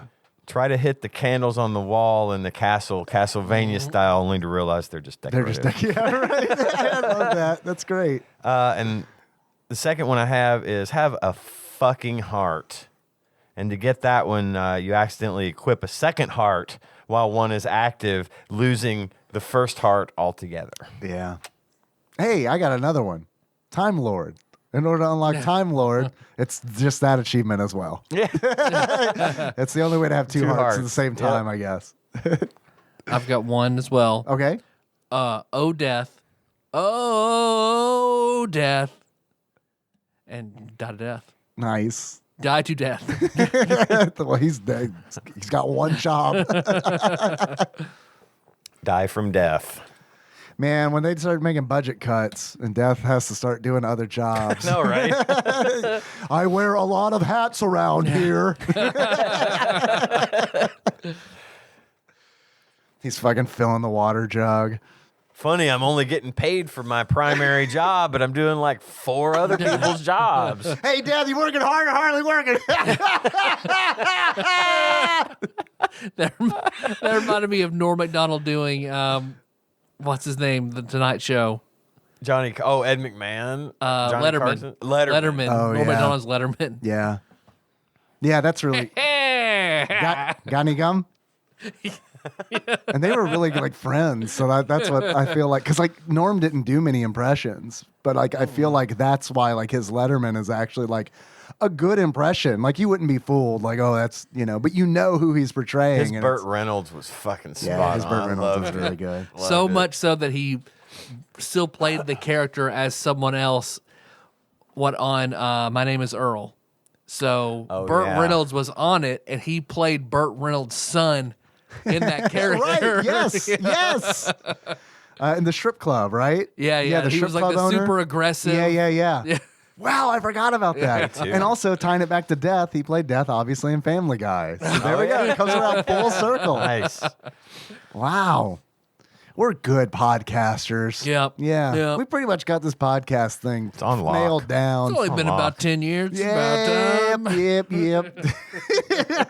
We've really come into our own. 10 years. Not even 10 years. This game, Getting close. this game, like our podcast, is pretty okay. Yeah. Yeah. Pretty okay. If you were to give this podcast or Super Valis a beard, what kind of beard would you give it? I would give it because I know who I'm thinking of. She doesn't really have a beard. So the shiny would-be Disney princess beard of Vanellope from Wreck-It Ralph. Oh, okay. Yeah. Because it's just kind of vanilla. Okay. All right. It's vanilla. I liked Wreck-It Ralph. I never saw Breaks the Internet. It was but good, too. It was good? Good. I'm glad to hear that. It was consistent. Good. In the scene, there's a scene where she goes into this room and all the Disney princesses are in there. Yep. And they ask her all these questions as to whether Do you or not have magic hair? Do you have Do you magic have- hair? Is everything you do because of a man and all this other just Nice. tropey? Yeah. Yeah, it was funny. It was good. I They meant did to a- watch it. Yeah, it's good. It's as good as the first one, I think. I need to watch those with Henry. Yeah, Because we just watched he won. This is, I don't know. Please stop me if I've talked about this on the show. So do you know, you guys know about a thing called Donuts with Dad? Like, does that okay. Moms and muffins and dads and donuts. Right. Yeah. So like Henry comes home from school one day with like a little pack of Gem donuts, and he's opening it. And I'm like, "Hey, hook me up, Bad tax. Hook me up, I'm Bad Dad." tax. And then Nikki comes in, and she's like, "Henry, you're supposed to wait till Dad gets home." And I'm like, "What is going on?"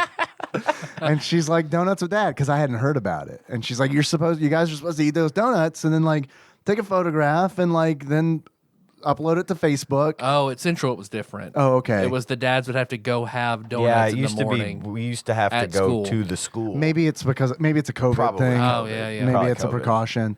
Because he came home with like a pack of like Gem donuts, and so I was like, Wait "Oh, for dad. Fuck that. yeah." So I was like, "Yeah, let's. What do you say, son? Let's go eat these donuts." So we ate the donuts, and then like took a photo, and then I was like, "Honey, could you please upload this to Facebook? I think it's evil, but it's okay if you use it." And then she did that, and then I'm not going to Chick-fil-A, but if you bring it home, I'll eat it. Yeah, fuck, I'll eat it. Yeah, I totally went to Chick-fil-A today. Of all days for that joke. But hear me out. I went to Best Buy, and it's right there. In my defense, it was very easy. So we eat the donuts. She uploads the photo. And then Henry comes home with a basket one day. He comes home with a basket with candy, popcorn, and a DVD of Monsters University. And I'm like, what the fuck is that? And then he's like, we won. I was like, what did we win? Donuts with Dad. I was like, wait, was it a competition? Apparently they randomly choose one of the photos on Facebook and we won. So I'm like, you want to watch Monsters University on DVD? I'm sure we got Disney Plus. We can watch this in like anytime we want and much better quality. But fuck, man, we want this DVD. Let's put this in the PlayStation. Yeah. So we watched it, and it's pretty good. Yeah, I liked it. good. I liked it. Yeah, it took us 3 sessions because it's a movie, and he does have a bedtime. So. I thought you were gonna say when he came home with all the stuff, it was. Oh no, Dad! This is for candy, popcorn, and Monsters University with Dad. Have you not heard about This that? school is awesome. Monsters University with Mamos.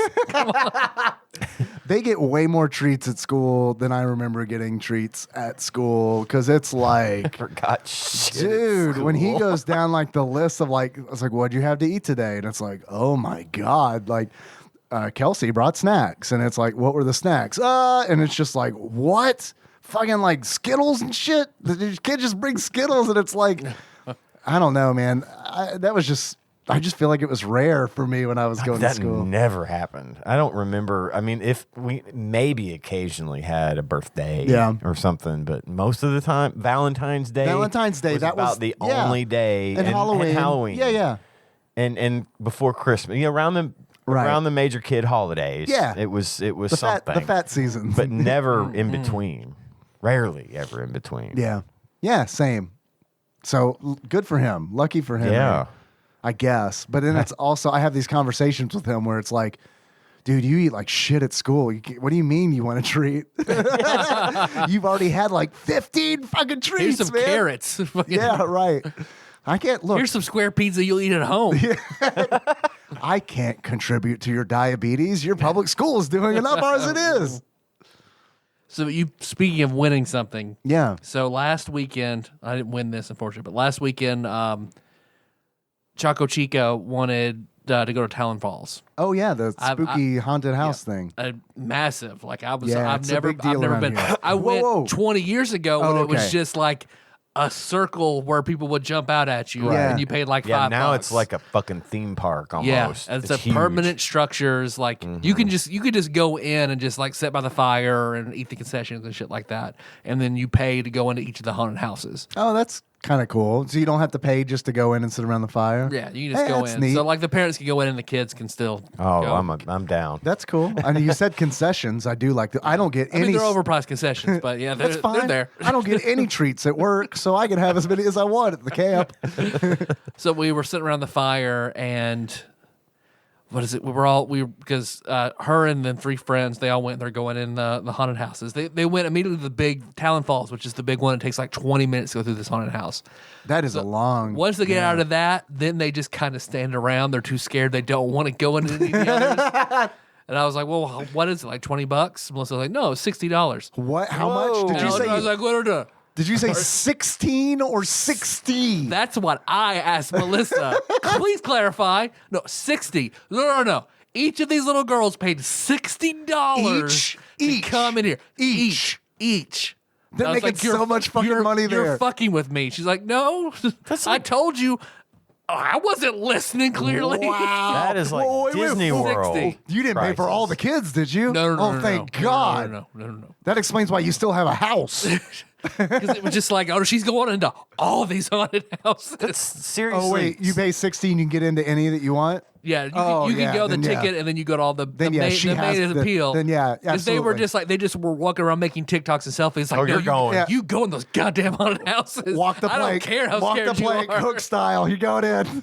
Yeah, you could go to Six Lord. Flags in St. Louis per person. It's like $35, Yeah. and you got a water park and the It's fucking only theme $35 park. bucks? It's not, Wow. especially on like days where they'll say bring a a Coke, Yeah. or a canned Like a good, canned good, yeah. and then you get like a 50% off ticket. But it's $35-$40 to get in. That's all day, Yeah. and that's all the theme park and the water park. Wow. So And it was Talon Falls, and if it they're was charging that busy. much. But It was super busy. I'm sure they're paying those high school students a good wage to jump out and scare kids, right? Sure. Oh, you mean all those grown men that are volunteers? Oh no!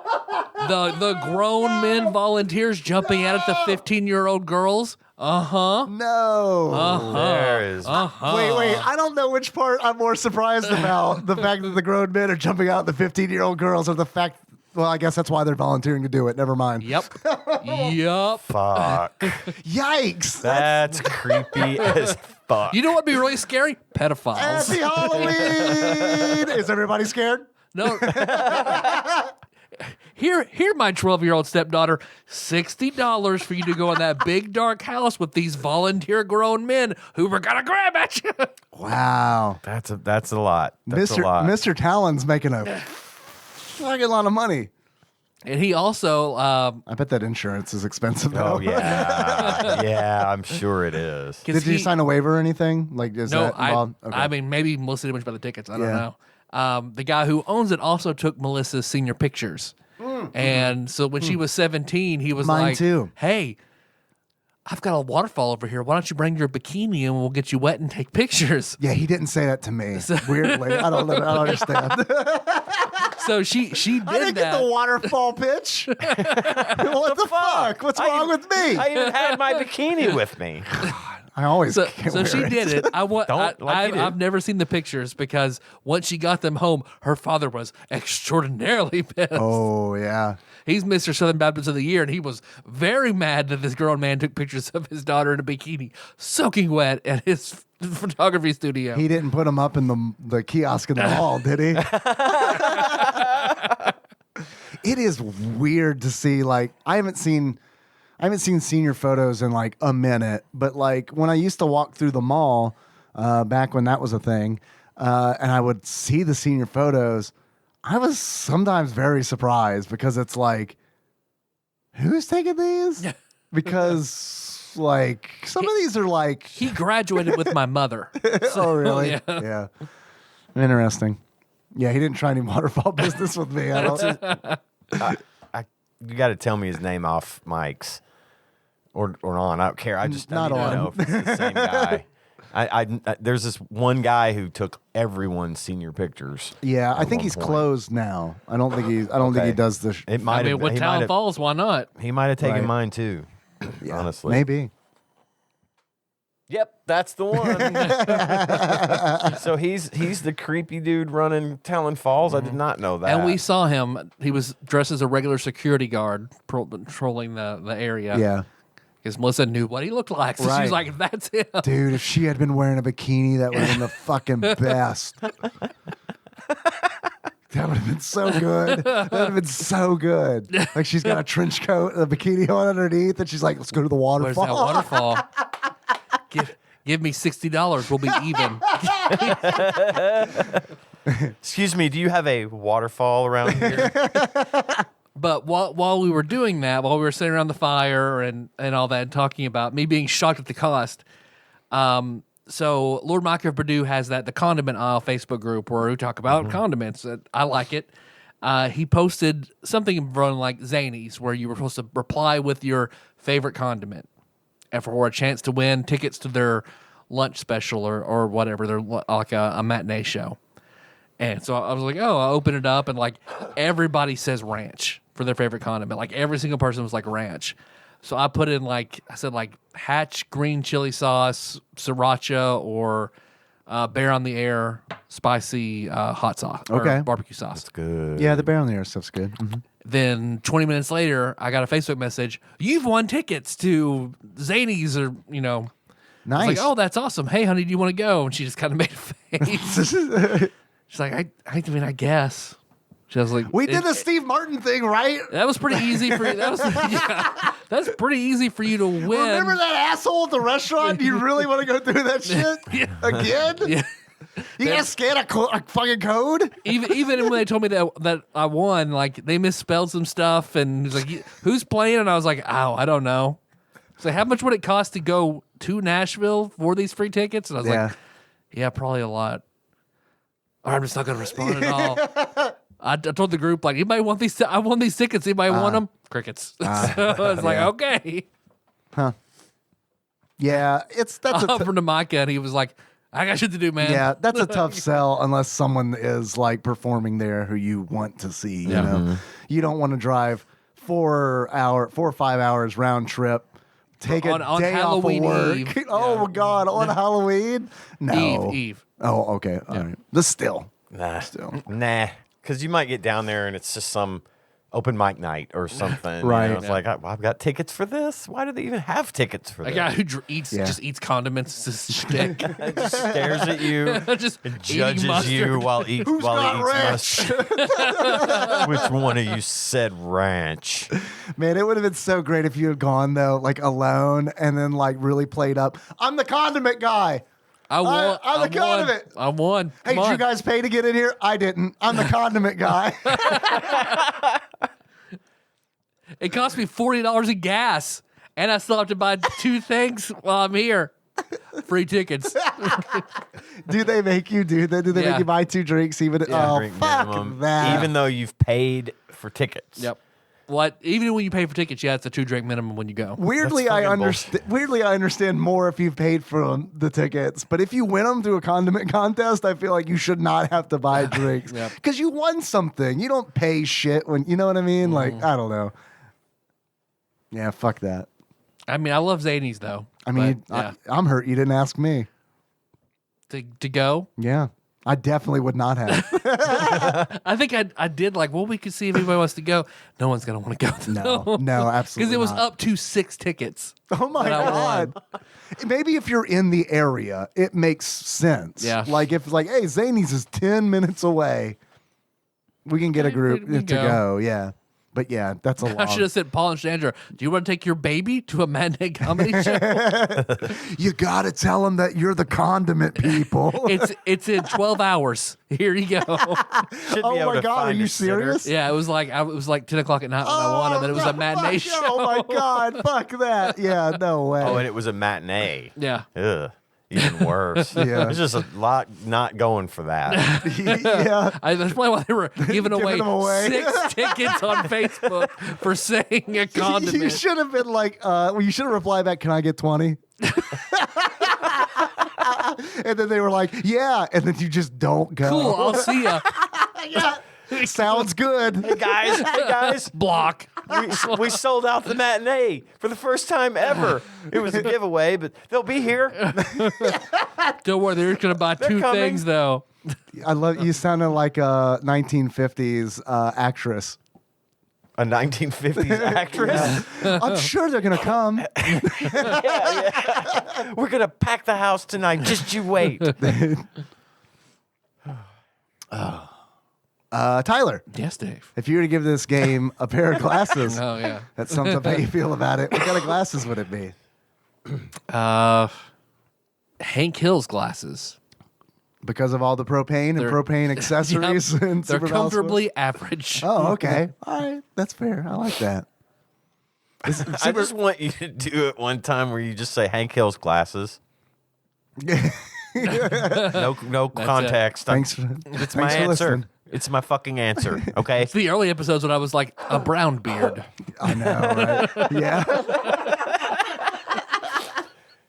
You need to bring it back. Horn rimmed glasses. You need to bring it back. Not like the mirror, the mirror like sheen of a dead man's sweat. You bring back brown beer, and I'll bring back talking weird. I am on a podcast and do not know how to talk. So why Hank Hill's? I had like 3 lore tabs on that 'Cause they're Mega Man X comfortably Street average. Fighter episode. Comfortably average. That's right. Sorry, I forgot. I got so I sidetracked. erased the context he already provided by saying that. I didn't know. I? No. That's what we do here. Yep. This is our artisanal podcastery. All about coulda, not shoulda. 9/11. It is 9/11. Hey, Apropos of nothing, I looked at the time. It's 9/11. you staged this. I didn't. Let me look at my phone and see if it's actually You didn't 9/11. It's probably not. Yeah, it is. Good Lord, Ian. I've done it to you too. Oh, it is a curse. It follows. Fuck. I'm probably possessed. Probably. I was hoping the pricing thing would happen at 9/11 so you could say 9/11 for the third week in a row and it actually be 9/11. Actual retail value of this game is $9.11. But really, how much do you think this game is worth? If you were to buy it loose, on average, how much do you think you would pay? I don't know. I'd say this one. I'd say this one was common. Okay. So I'd say probably $8.50. All right. $8.50 for me, Ian. Tyler. See, let's say you. I'd never heard of it. Mm-hmm. I know, in general, kind of a bad port of the original. For some reason, my gut went 2308. Okay. I don't know why. Okay. 2308. Actual retail value of Super Valis 4 for the Super Nintendo, loose, on average, according to PriceCharting.com, is $67.83. This is a very uncommon game. Okay, I was way off on that one. And that is why. Yeah, Okay. it has to be why. Because I don't think it's worth it. Like, even as a collector, That's a lot. That's a lot. Pre-pandemic, this was a $30 game. We're in that neighborhood, and I could see paying $30 for this game. But when you start to approach and exceed the cost of a brand new retail game, is kind of where you lose me a little bit. Yeah. I mean, the World of Horror is only $15, so I could buy that twice instead of buying this game. And you when got it for 13. Yeah, exactly, before the pandemic. So, I don't know. I don't think it's worth it, but I also don't think this is a bad game. I really don't. This is a game where I would play it again. I mean, I'm getting ahead of myself, but do you guys think this belongs on TADPOG's Top 100?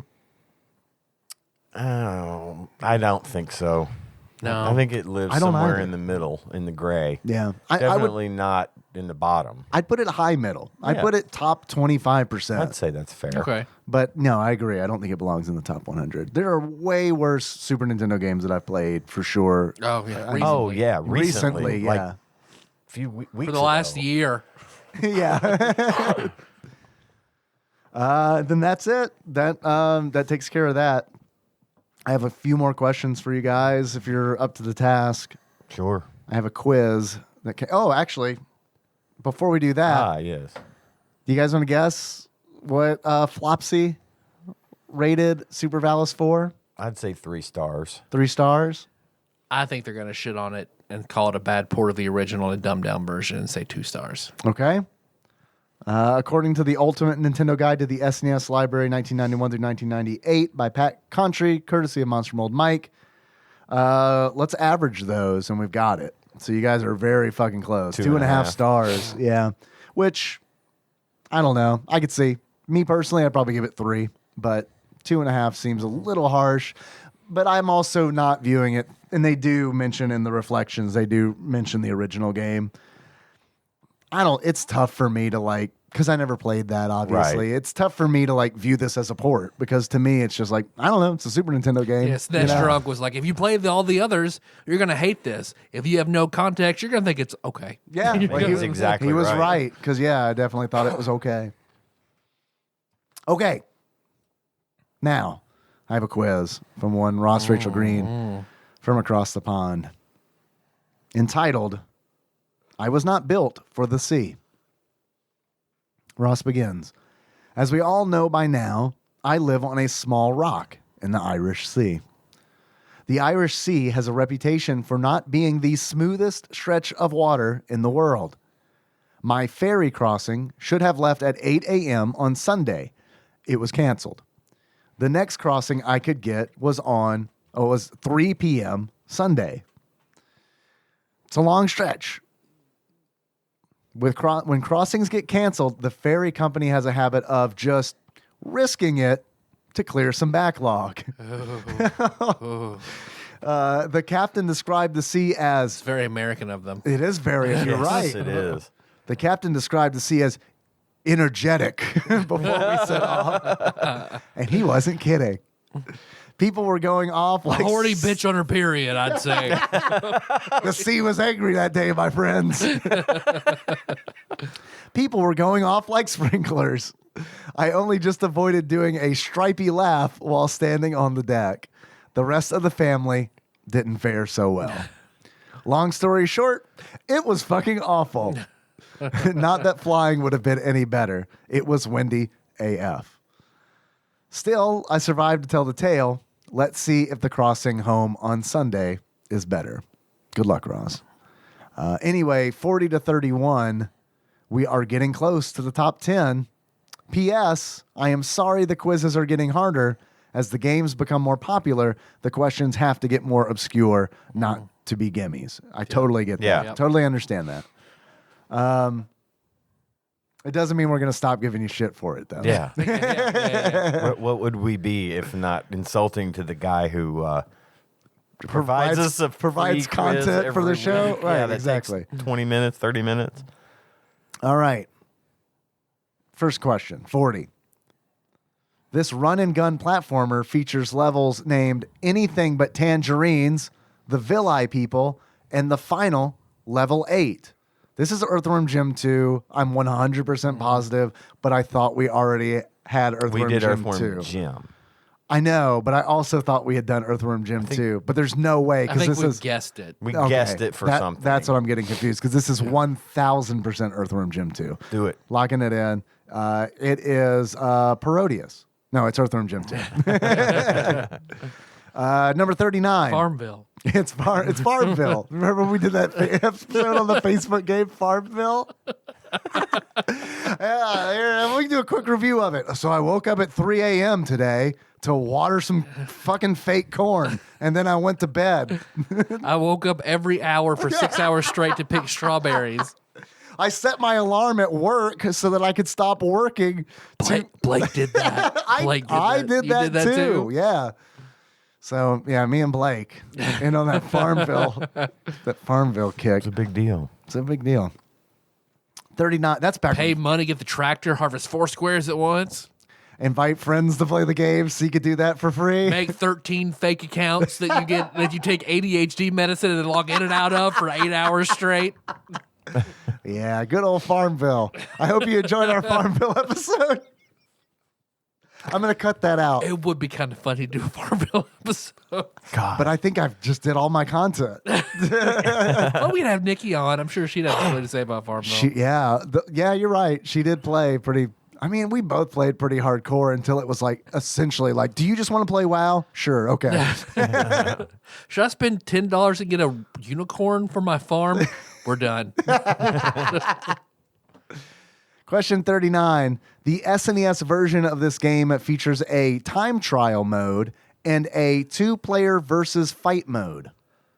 Okay, so this question implies that there were other versions of this game for other consoles.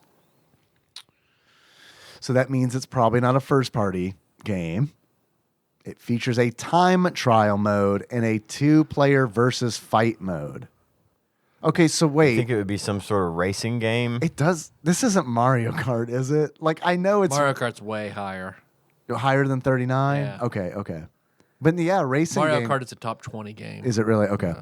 Maybe, Which I mean, maybe even like deservedly top 15 or top deservedly 10. so. Okay, so I thought maybe he was trying to throw us off with the SNES version of this game. So what's a racing game that had? But it also says. The reason I thought Mario Kart is because it says 2-player versus fight mode, and you got the balloon mode in Mario Kart. There wasn't like Road Rash for Super Nintendo, so that's out. I mean, could it be a fighting game? But what would you do in a time trial mode in a fighting game? Also, I think every fighting game would have a 2-player versus fight mode. Or a beat 'em up? Might be a beat 'em up. Some beat 'em ups do definitely put versus fight modes in Double it. Dragon and stuff. Right, which we've already done. Yeah, a long and time Final ago. Fight, we've already done. Yeah. I can't think of anything. But that might be it. What have we done? Legend of the Mystical Ninja, has that been an answer yet? I think I've guessed it, but I don't think we've done it yet. I mean, there's that. I mean, it could be. I mean, that's kind of a beat 'em up, right? I mean, Yeah. and that's a good game. I feel like that might It be is a a good good enough game. game to be in the 30s. It's a little obscure, so maybe it wouldn't be in the 30s, but Because I don't think we've actually gotten it yet. I think I've guessed it, but I don't think we've actually come across it. I agree. do we want to do that? Sure. All right. Okay. If you think that's I what got it could nothing be, be- I I got don't know. I nothing don't have better. any answers. It's a Unless you guess. can fight each other in Contra, Alien Wars.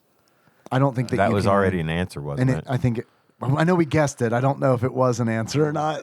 Shit. And I Oh, honestly, that was no, it was because I think that was the one where wasn't that the one where I was trying to say that that's what it was, and we settled on something else. That who was, knows? I think that was the quiz we got 9 out I of think 10. was that Earthworm Jim where you said, I think it's Earthworm Jim. It was the Princess. No, it was Earthworm Jim. Princess Slug for a butt. Yeah. Oh, okay. But I don't remember a 2-player versus fight motor time trial. I don't in either. Legend of the Mystical Ninja. I don't So, know. I don't know. I have nothing better. I All right, don't either. we'll go with that. Yeah. Locking it in. It is Teenage Mutant Ninja Turtles. Turtles in Time. Ouch. Ouch. I would have thought that would have been higher. Ouch. That hurts. Okay, 38. This is the Nintendo's mascot's 4th showing on the list. All Stars? Yeah. I'm good with All Stars. Super Mario All Stars, locking Yeah. it in. It is. What the fuck, man? This ain't right. Kirby's Dream Course. Oh, no. Now, wait a minute. Kirby is not Nintendo's mascot. That's not. In no universe. This is this. I might call him a flagship, but not mascot. Yes, but Yeah. Mario's their mascot. I Yeah. mean that. I feel like that's Have unfair. credit. We were led in the wrong direction. This is this Nintendo's mascot's 4th showing on the list. So he does say this Nintendo's, I guess implying there are multiple Nintendo mascots. That's not the case. Mario's the fucking Nintendo mascot. That's like Crash Shenanigans. it Bandicoot? is shenanigans. That's like saying that the Fry Guys are McDonald's mascot. It's fucking Ronald McDonald. Right. A Birdie. Oh, the McDonald's mascot. Birdie. Everyone loves Birdie, right? Or Grimace. Fucking Hamburglar. I mean, he's a hamburger guy. Mary so it's- McCheese. No, it's fucking, it's The Mario. moon. Yeah. Mac Tonight. Back tonight. It's Mario. All right, 37. This game is a side-scrolling shooter starring real-world jet fighters. It packed in tons of power-up items, explosive boss battles, and even a running cash total for your pilots. Is this UN Squadron? Yes. We're good with this? Absolutely. Okay. Yes. Sure. UN Squadron, locking it in. UN Squadron. Good job. Nice. Next question. I got the hankering to play that earlier today, and I was like, nope, got to work, unfortunately. Yeah. 36. This game, via a code, featured the then president, Bill Clinton. NBA Jam, James. baby. NBA James, yes. Thank you for correcting me. NBA James, locking it in. It is, in fact, NBA James. Nice. 35. Dr. Wright, the new host character. This is SimCity, by the way. Dr. Wright, the new host character and mascot for Nintendo, was created for this game, even went on to become a minor Nintendo star himself with cameo roles in The Legend of Zelda, Link's Awakening, and Super Smash Bros. Brawl. This is SimCity, locking it in, and it is SimCity. Well done. 34. This RPG features a special dungeon called The Ancient Cave, a 99-level randomly generated Lufia dungeon. 2, Rise of the Sinistrals. Yay, nice. Locking it in. It is Lufia 2, Rise of the Sinistrals. Maybe I need to give that game another shot because a 99-level randomly generated dungeon sounds pretty cool. So, yeah, only certain items, only items in blue chests you can then carry over. Because if you die, you start over, you lose your items, lose your levels, unless you open it in a blue chest, and then you can That bring carries that over? back in. Yep. So this is like, and that's, Persona does this too, right? Where there's like, you go inside an item and then like that item is in itself a dungeon, or am I thinking of a different franchise? That is like Persona 1 or 2. Okay. I haven't played that, but I Okay. know that's a thing. Okay. Next question, 33.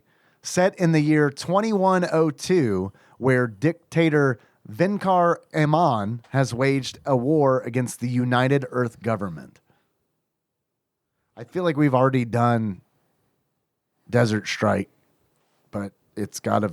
Yeah, and this is in the future, 2102. Metal Warriors? Maybe. You want to do Metal Warriors? Sure. All right, Metal Warriors, locking it in. It's Metal Warriors, Nice. baby. Yeah. Nice pull. Cross it off the list. Not going to guess it again. Is it bad that I don't even remember that game? I really don't. Because it was one where we just played it a little bit, and Jacob came on and asked questions about it. So maybe you're saying maybe I didn't play it enough to remember it. Yeah, I don't remember. I don't remember liking it either. Yeah. Not like at all. 32. This game is loosely based on a legendary Japanese outlaw hero who stole gold and other valuables to give to the poor. That's Legend of the Mystical Ninja.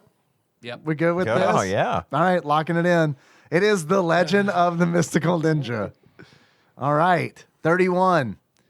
This game gave players a fresh set of animal cyborg foes, including such memorable bosses as Wheelgator, Bubble Crab, and Overdrive Ostrich. Mega Man X2. Not locking that in. It is Mega Man X2. Oh, that turned out pretty well. Pretty good. We missed Kirby's Dream Course and fucking Turtles in Time, which really That hurts. that one stings real bad. That one stings real bad.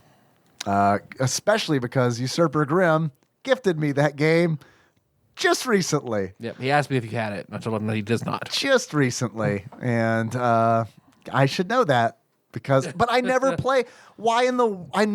I've never played the 2-player versus mode, and I've never done time trial. They just don't exist to me. You know what I mean? I burnt myself out on that game at Game Galaxy. Yeah, I think the Super Nintendo version is like a better game, honestly. All right, boys, fuck, marry, kill. Ted Bundy, Jeffrey Dahmer, Albert Fish. I don't like that question. Neither does John Turley. You get to kill one of them, Ooh, but you do have to fuck one and marry another. I think you got to kill Albert Fish. Yeah. He killed kids, right? Yeah. Yeah, that's the one to kill. He killed 8 kids and molested them. Yeah, I think he's Out of those, I mean, who's to say who's the worst, quite honestly, but because it's all really bad, right? they're all yeah. But I mean, anything involved with kids is exceptionally heinous. Yep. That's like that Most Evil show where they try to classify evil on a scale of like 1 to 23. That is a TV show? Yeah, it's kind of old, but it's really, really good because it breaks down like... Is 23 the most evil? Yep. Wow, we're all 23. It brings a whole new meaning. A 23 is like somebody who has premeditated takes sexual gratification out of the kill, and there's a whole bunch of criteria. Like, Gotcha. I mean, while like someone lower on the list is like a crime of passion that just happens when they're angry, or the first season is really, really good at breaking that down. I have a confession to make. I don't know that much about Ted Bundy, honestly. How did that beer fall over? What the fuck? I don't know. And how it fell over in that direction. I mean, poltergeist, Yep. but my pants are soaked with beer now. That's fun. Do you want to pause, get a paper towel? Yeah, let's pause. I need a paper towel. I've got napkins. All right. We're back. I invoked the spirit of Ted Bundy, who fucking, because he's like, you don't fucking know me. I will spill your beer all over your crotch. Well, I gotta tell you, I'm not gonna answer this question. Okay. I don't like the question. Okay. I know too much about all 3 of these people, and I don't want to say the words, so I I'm don't. out. I honestly don't. Everything I know about Albert Fish came from Tyler. Like, that's like I not. say you don't want to say I would fuck Jeffrey Dahmer or I would marry Ted Bundy. So Jeffrey Dahmer is the one that I know, and the only reason I know about Jeffrey Dahmer is because he was killing people when I was alive. Yeah. And Bundy was killing people when I was alive. And see, as well. The only thing I know about Ted Bundy, 2 things I know about Ted Bundy. 1, he's a serial killer. Two, women say he's attractive. Like that's the thing that That's the thing you always hear. You always It's like, hear, but it's not a thing. Well, I guess he's not ugly, but I don't know if that makes him attractive. Well, see, when I looked him up, I was like, oh, I can see like he's 70s attractive. fucking Zac Efron played him in that Netflix special. Oh, really? Yeah. Tanya watches all that shit. Yeah. We watch all the serial killer documentaries and stuff. And Yeah. I've seen more about Ted Bundy than I ever wanted to. And he was really smart. And if he'd used his powers for good, he probably would have been worth his shit. But instead, but no one would know his name. He turned, exactly, and he turned the courtroom into kind of this circus because he started defending himself, and he was all Married glitz and that woman glam. on the stand, like exploiting weird loopholes Yeah, and shit. Married a woman like in the courtroom. And there's a weird he was just one of it. It had something to do with he wanted the death penalty, so he made sure he was tried in Florida. And Florida had all these weird loopholes. Why did he want the anyway. death penalty? I don't know. I know he thought he knew he wouldn't stop, and I think that it would have I think it cemented his fame. And at the end, we watched a new movie about him the other day. Henry Thomas is in it, and he plays the guy that ultimately got the chance to interview Bundy after being on death row for as long as he How was. he had to kind of trick him into opening up. Yeah, and he got him to open up, and they based the movie off of the tapes from these interviews.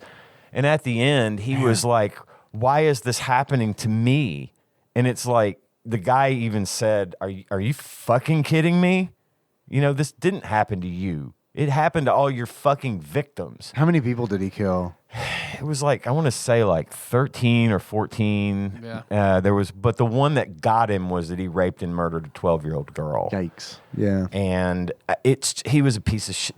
He was just a piece of shit. Yeah. And you say what you will. I know people are fascinated, but I'm over it. I understand the fascination because it is kind of one of those things where it's like, why would somebody do? Like, I understand that. Like, why would somebody do this? But Well, and that's what the profilers tried to figure out. That's what they started this shit to do. Sure, yeah. And they've made a lot of progress. And listen, I'm terrible. I don't follow it religiously. It just happens to be droning on in the background when I'm doing something else. Yeah. Tanya's the type of person that could tell you his victims, and most people couldn't name his fucking victims. Yeah. Because it's about, just like he wants it to be about him. Right. It's still about him. She understands. She likes to follow this stuff, and she knows the victims and where they were and how they died. And, Yeah. it's a true she would have made a fucking amazing FBI agent. I do wish so much that she had been able to go into law enforcement and become a profiler, because she is really fucking good at that shit. And so I respect that if you're in it for that. If it's just something that gets you kind of, I don't know, if you get a thrill from it, then you're in it for the wrong reasons. And I think that kind of stuff it makes me mad that we have more knowledge of the killer and less knowledge of the victims. Yeah. And I don't know. That's why I just don't want to answer the question, because I get it. I don't want to say the words. I will say that the shirts that Monster Mole Mike's in and the Albert Fish shirts, they're really fucking sick. Like the design on those are like real fucking good. I do wear that shirt, not at work, but I do wear that shirt. But yeah, outside of like, I remember like and even like the Jeffrey Dahmer stuff when I was growing up as a kid. It was all through jokes. It was all through like stand-up comedy and then like jokes that I'd hear at school. Like, it wasn't until years later that I learned a bunch of the stuff, like, because I actually watched got the news. the jokes And then it at was that like, point. oh, fuck, This man. is bad. This is real bad. Yeah. So I don't know. If you're not going to answer, I'm sure Spike not going to answer either. Sorry, Ross. Well, Ross. it's sort of like you can look at it ranking them. I look at it like ranking them. Who you think is Like the most worst. evil? The most bad. The most evil. But see, I don't because- know enough about Ted Bundy. But I mean, he It's fucking raped and murdered a 12-year-old girl. That sounds real bad. Did Dahmer. I think Fish is the worst. Fish is the worst. Fish is the worst. Fish is number one, the worst, hands down. And then like Dahmer, I know he preyed on gay men, right? And Yeah, they were young. Some of them pretty young, how young? in their teens, I mean, minors. minors. Yeah, And That's he not would do his good. experiments on them Right. to try and make a sex slave or somebody who could. Right. I feel like Dahmer's super fucked up. But Dahmer think that's fair to say. Dahmer is the more where I think Albert Fish was a sociopath. Ted Bundy is a sociopath. Dahmer got abused and warped. So I'm going to put Dahmer at the bottom. His crimes fair. are no less horrendous. Yeah. But The circumstances. I feel like he was a product of his environment more than. So when you just say who you're he going to was. put him at agree. the bottom, what do you mean? Like the least evil? Of those of the three, the least that would evil. be accurate. You know, and that's hard to classify. I know way more. you know about way all more of it. about this than I do, so I'm just going to defer I to eat, you. live, I eat and breathe. Last podcast. Yeah. So yeah. And I've listened to that show before. It's a very good show. It's just one of those where it's like Nikki is also, she's into the true crime stuff. Less so than she used to be, but she used to be like really into the true crime stuff. And I was always just kind of like around it, you know what I mean? Yeah. But never really like super paying attention to it. So it's like, I guess it was just never super appealing to me. And that's as much as I like Last Podcast on the Left, I kind of I go in and out. You and Nikki might like Henry Zabrowski, who was on last podcast on the left. His wife does sort of on the same network, sort of I would almost think of it as a sister series called Someplace Underneath. It's her and her friend, Neath being like a goddess of the lost. Oh, okay. And her show is all about lost women. Okay. Women who not necessarily been murdered, just Disappeared. have gone missing. See, because like Nikki's big Yeah. thing is less the serial killers and more cold case. Like, I mean, anything that's a cold case, and usually she those are likes Someplace murders. Underneath. But I mean, not always. They're not always murders, but like cold case, like that's like the shit she's like real interested in. Well, and to go back on it a little bit more, Bundy was also a bit of a victim of his environment, but it was more because of ambivalence and what he was into. His thing, one of the things he said in his final interviews was, Playboys, no, fuck that. True detective crime novels and magazines, those were my Playboys. Because you had your Playboy where you had naked women. That's it. Naked women, body jokes, articles about football and how to be more successful in your job, and Some of those Playboy cartoons are really good, though. they really are. Yeah. They really are. Well, he got embraced by Jerry Falwell close to the end too, because Really? he said like porn did play a part in it. Yeah, and he so the converted. Christian right was like porn. See my buddy Ted Bundy, he's repenting. Right. But his thing Wow. was he read all these magazines, those 10-cent crime magazines back in the day. Yeah. That depicted women on the covers of these magazines being brutalized and Sure. victimized. Yeah. And that was just everything to him. And it just fascinated him, and he loved it, and that's what he grew into. But And then I as said it already ambivalence in the sense that his parents or his family, they just let him do whatever. Negligence. That's what I was There going to negligence. ask. Like, because I can see that being like appealing to a boy and being like, holy shit, this is like sensational. You know Yes. what I mean?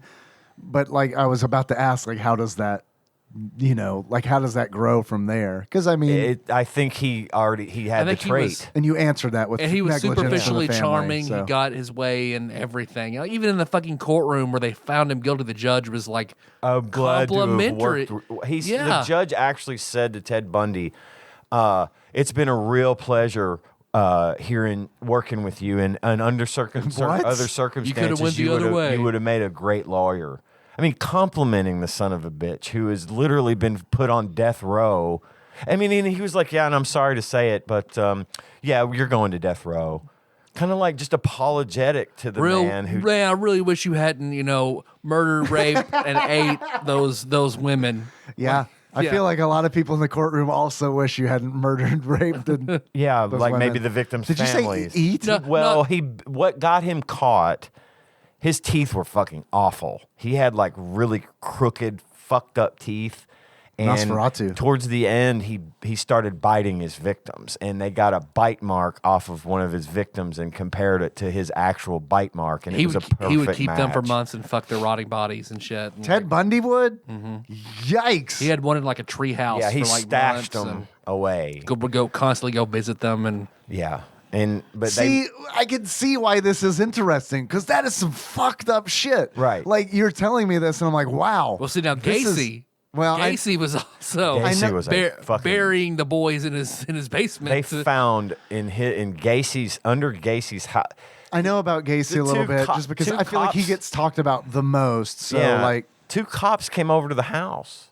He had him over because he was part of the community. You know, he was like a booster and a he's the deacon guy, at he's the the manager of that church and KFC. everything. Yeah, a couple cops came over. One went in the bathroom to take a leak and was smelling something really foul and nasty.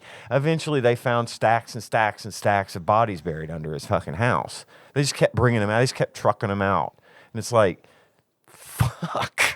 Why? How do you do that? It's like that one, the guy that Dahmer was torturing him. One dude got away. Yep. right, I heard Ran- that story. and the cops found didn't him. believe him, right? Because they were like, They just took him back. They were Dahmer said like, oh no, we're lovers having and a we got in a domestic- fight. yeah, right. And they were like, oh, gay stuff? No, here, you take, no, Right. all right, we're out. yeah, The guy thought he was free and clear, and the cops brought him back. And Yep. it was like, oh, Yep. no. yeah. All So, right. so Anyway. Fish Bundy Dahmer. Although I did like My Favorite Murder for a minute there, but it wasn't because of the serial killer stuff. It was just because I liked those two women. Yeah, it got annoying after a It while. did. I dropped off. I got in about, I'd say I probably got in 20 or 30 episodes before I'd had Yeah. enough. When I went, I wanted to listen to them, but their episodes didn't have. I want like at least like last podcast, I can see exactly who they're talking about, what they're talking about.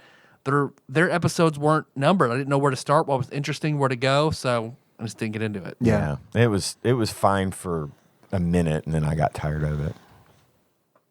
All right, Ross. I hope you're appeased. There you go. Next, we've got Fuck, Marry, Kill. Alabama, Arkansas, Tennessee.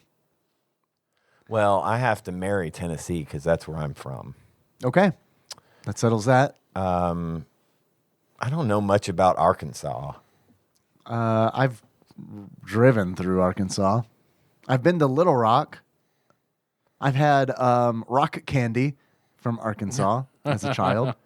So yeah, fuck Arkansas. Fuck Arkansas and kill Alabama? Yeah. No, I'm gonna fuck Alabama because they've got Huntsville, which is where the Space Center is. That and is that's true. Really cool. So I'm gonna fuck Alabama and kill Tether Arkansas. yourself to that fucking spaceship. That's right. Tether yourself to the goddamn space shuttle. Also, my parents lived in Alabama for a really long time. So And there's Gulf Shores, which is there's cool. Gulf Shores.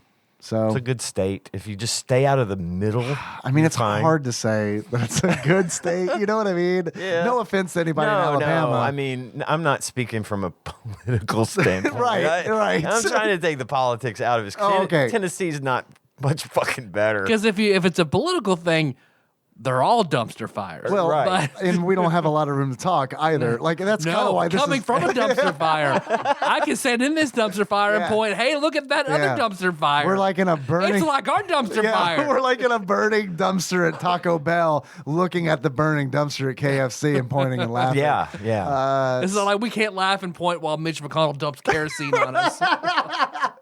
I'm just glad Kentucky wasn't in the question. I don't know what I'd do with Kentucky. I don't like. Yeah, I don't like this question either. I know that's a tough one.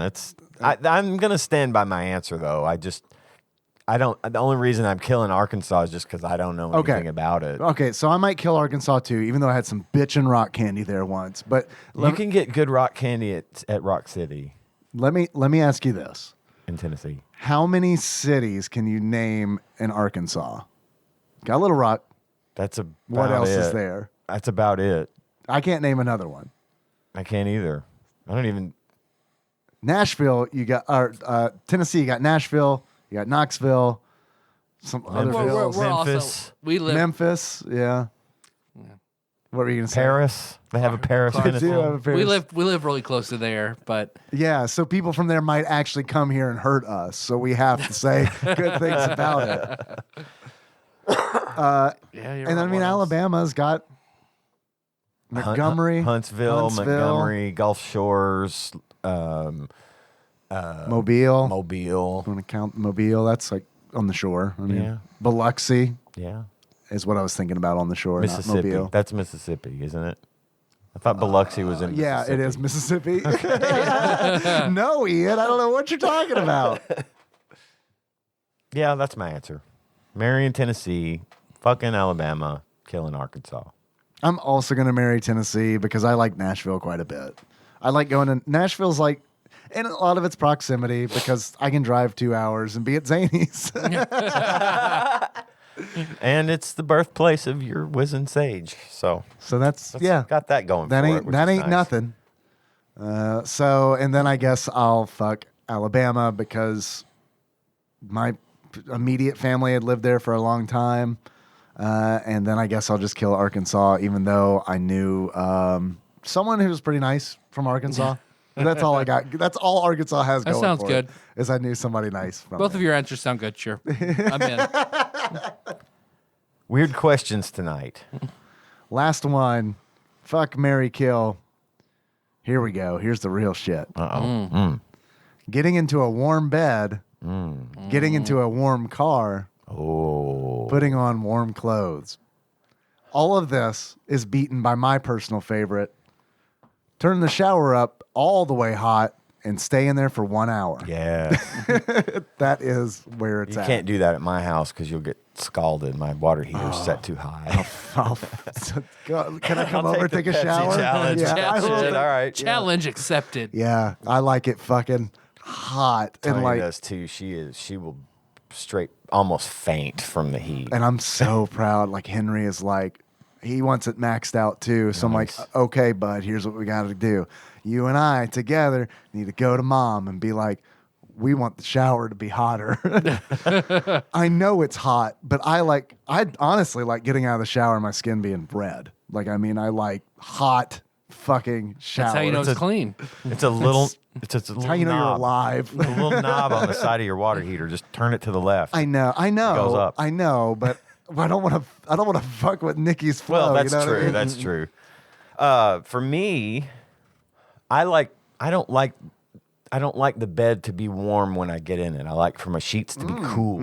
I agree with you 110%. Crisp. Almost. I want it to be Cool. cold. I'm killing that. Okay. Getting into a warm bed. Okay. Because eventually it It's gets like, who's warm. been and- here? Yeah, Am I exactly. crawled into somebody else's skin and sweat? Yeah. Why am I- Is there an invisible man I mean, obviously, sleeping in my bed? Obviously, it gets warm eventually, which is nice. But getting into bed, I'm killing that. The warm bed. But it is night. I love getting in bed, and Nikki's been sleeping in there for like 3 hours, and I've been playing like Phasmophobia or something. I go in there, and it's like my side of the bed's real cold, so I get to like press my cold body up against her nice, warm, like I've been in bed for 3 hours body.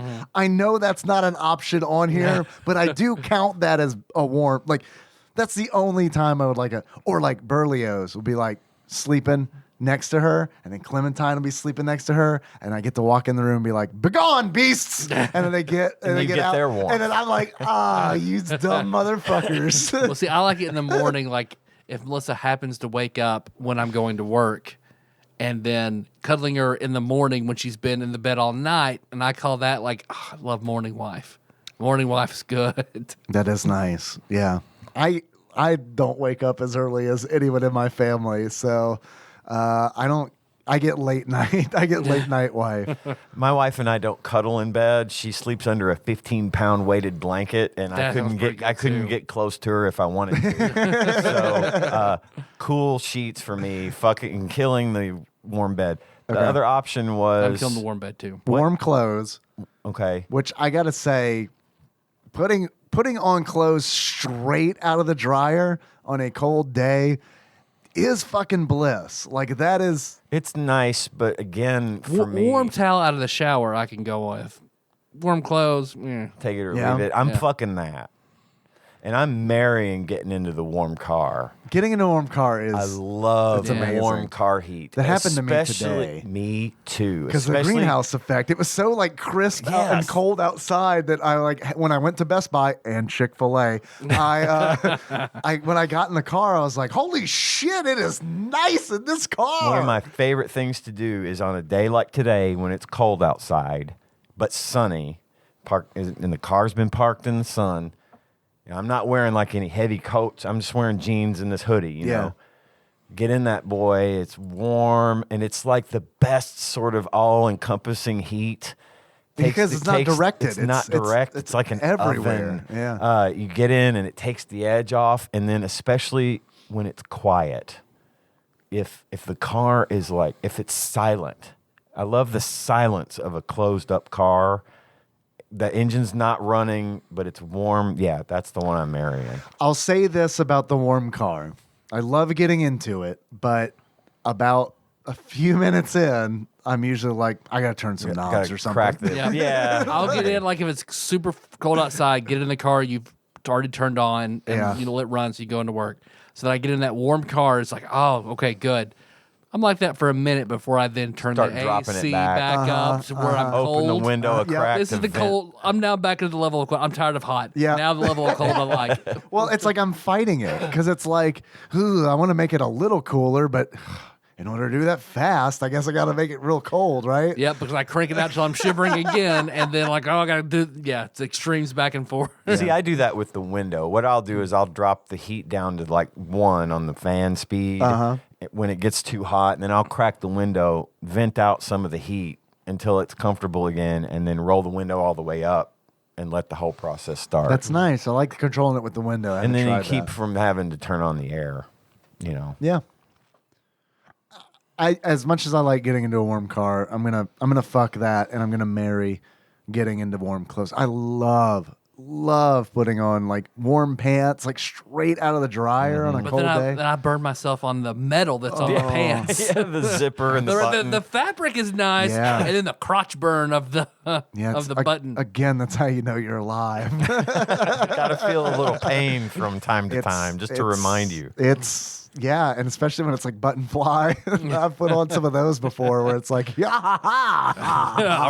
Hot rivet. whoa, boy. I better make sure I don't have a fucking That's gonna brand. leave a mark. Got reverse Levi's on my fucking pubic bone. My underbelly says Levi's. But yeah, Ian and I have the same answer. All right. Ross, thank you. Good Thank ones. you, Ross. Good ones. Appreciate it. Controversial Quite. questions tonight. Yeah. Sorry to everybody listening in Arkansas. Yeah, we've got nothing against you. Please forgive us. We're not trying to kill you, just your state. Just the state. I think that's it. Okay. You guys, we gotta figure out which of these 3 Which games of the we're gonna three? play. All right. Is it going to be? Let me read off what we got. We got Super Soccer, Wild Guns, Ooh. and Super Baseball Simulator 1000. It's 1.000. So That's my batting 1,000, batting average. Yeah. okay.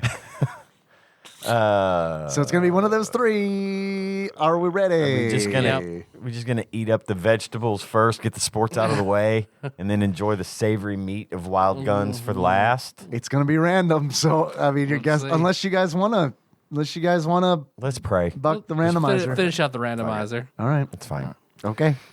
Go get the batter up peripheral. Put my Okay. head on it. So All right. we all have to say. Okay. Do it. No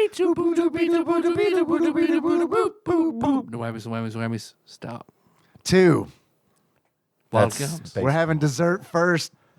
It's Wild Guns. Dessert first, babies, and then we're gonna have a rough patch of We're vegetables. like along came Polly. She's so quirky. She eats the dessert first.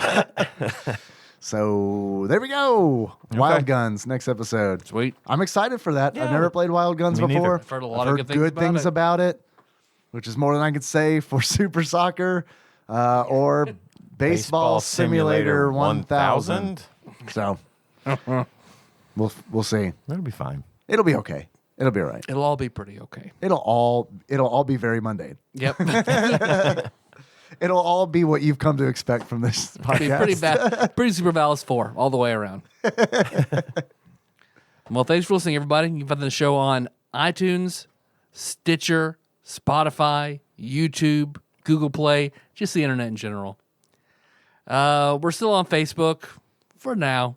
Who knows? Meta, I don't know. Burnout, I don't know. So we got the Facebook group. We've got Tadpog Nation for those people who like a dank, and then people who like good organized chat. We got that Discord. What's that Discord link again? It is discord.gg/Tadpog. The spirit of Ted Bundy just almost knocked over another fucking beer. That was me. I always knew you were the spirit of Ted Bundy. He admits it.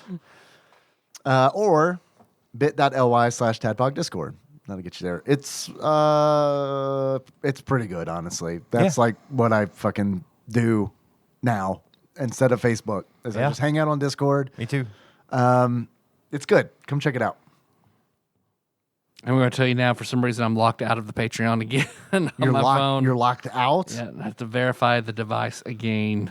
All right. I do not know why. Okay. Well, I've got them in case that happens. And what I meant to do was at the very beginning of this podcast, be like, try to log into Patreon. Yep. And by the time it rolls, because what happens is our mail server is fucking slow. Mm-hmm. So it's like, because the other, like last week when you were trying to log in for this segment of the show, I was like, well, I'll just wait until it fucking pops up that it needs to be authorized. And it was like an hour or two later. I mean, it was like very, very ridiculously slow. So I'll look for it again. But what happens is by the time it pops and I see it, the link has expired. Yeah. Mm-hmm. So we'll get it. We'll get it. I promise I'm not trying to keep you out of the Patreon. I know.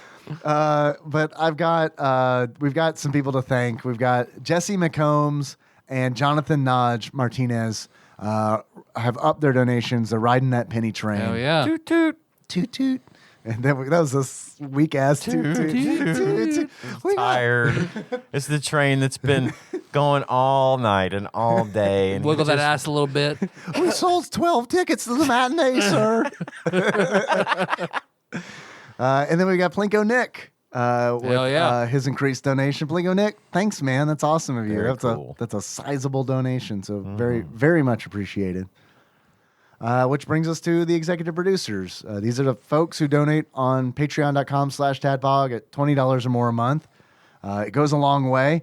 Here we go. We've got Usurper Grimm, God Emperor Alex Pena, Plinko Nick Price, Temporeal, Eternal Savior, Cubicle Monkey, Cousin David Galino, Cthusiast Jeff Miners, Steve Dixon, Clambro Cody Phillips, Bantham Master, Executive Producer Dick Dougie, Gamebug Prime Nathan Eaton, Time Lord Josh Edwards, Matt Gentile, a.k.a. Gentle G, congratulations on your marriage. Sick Jake, we're sorry you fell for the marketing. Magical Sleeper, a.k.a. Big Dick Pie Baker Chris Vaughn, Pinball Archmage Chris Edler, I'm sorry you couldn't be on this episode, Platinum member Brett Miller, Sandwich Pope Phil Hawkins, Nate from Utah, first-time caller, Zeus Laser, Boons from Brooklyn, Drinksmith Joey Webster, Big Daddy Paul Anderson, Master Cycle Baron Kevin Link, General Kenobi Massacre, Barbecue Baron Andrew Rowland, and Backlog Banisher Dane.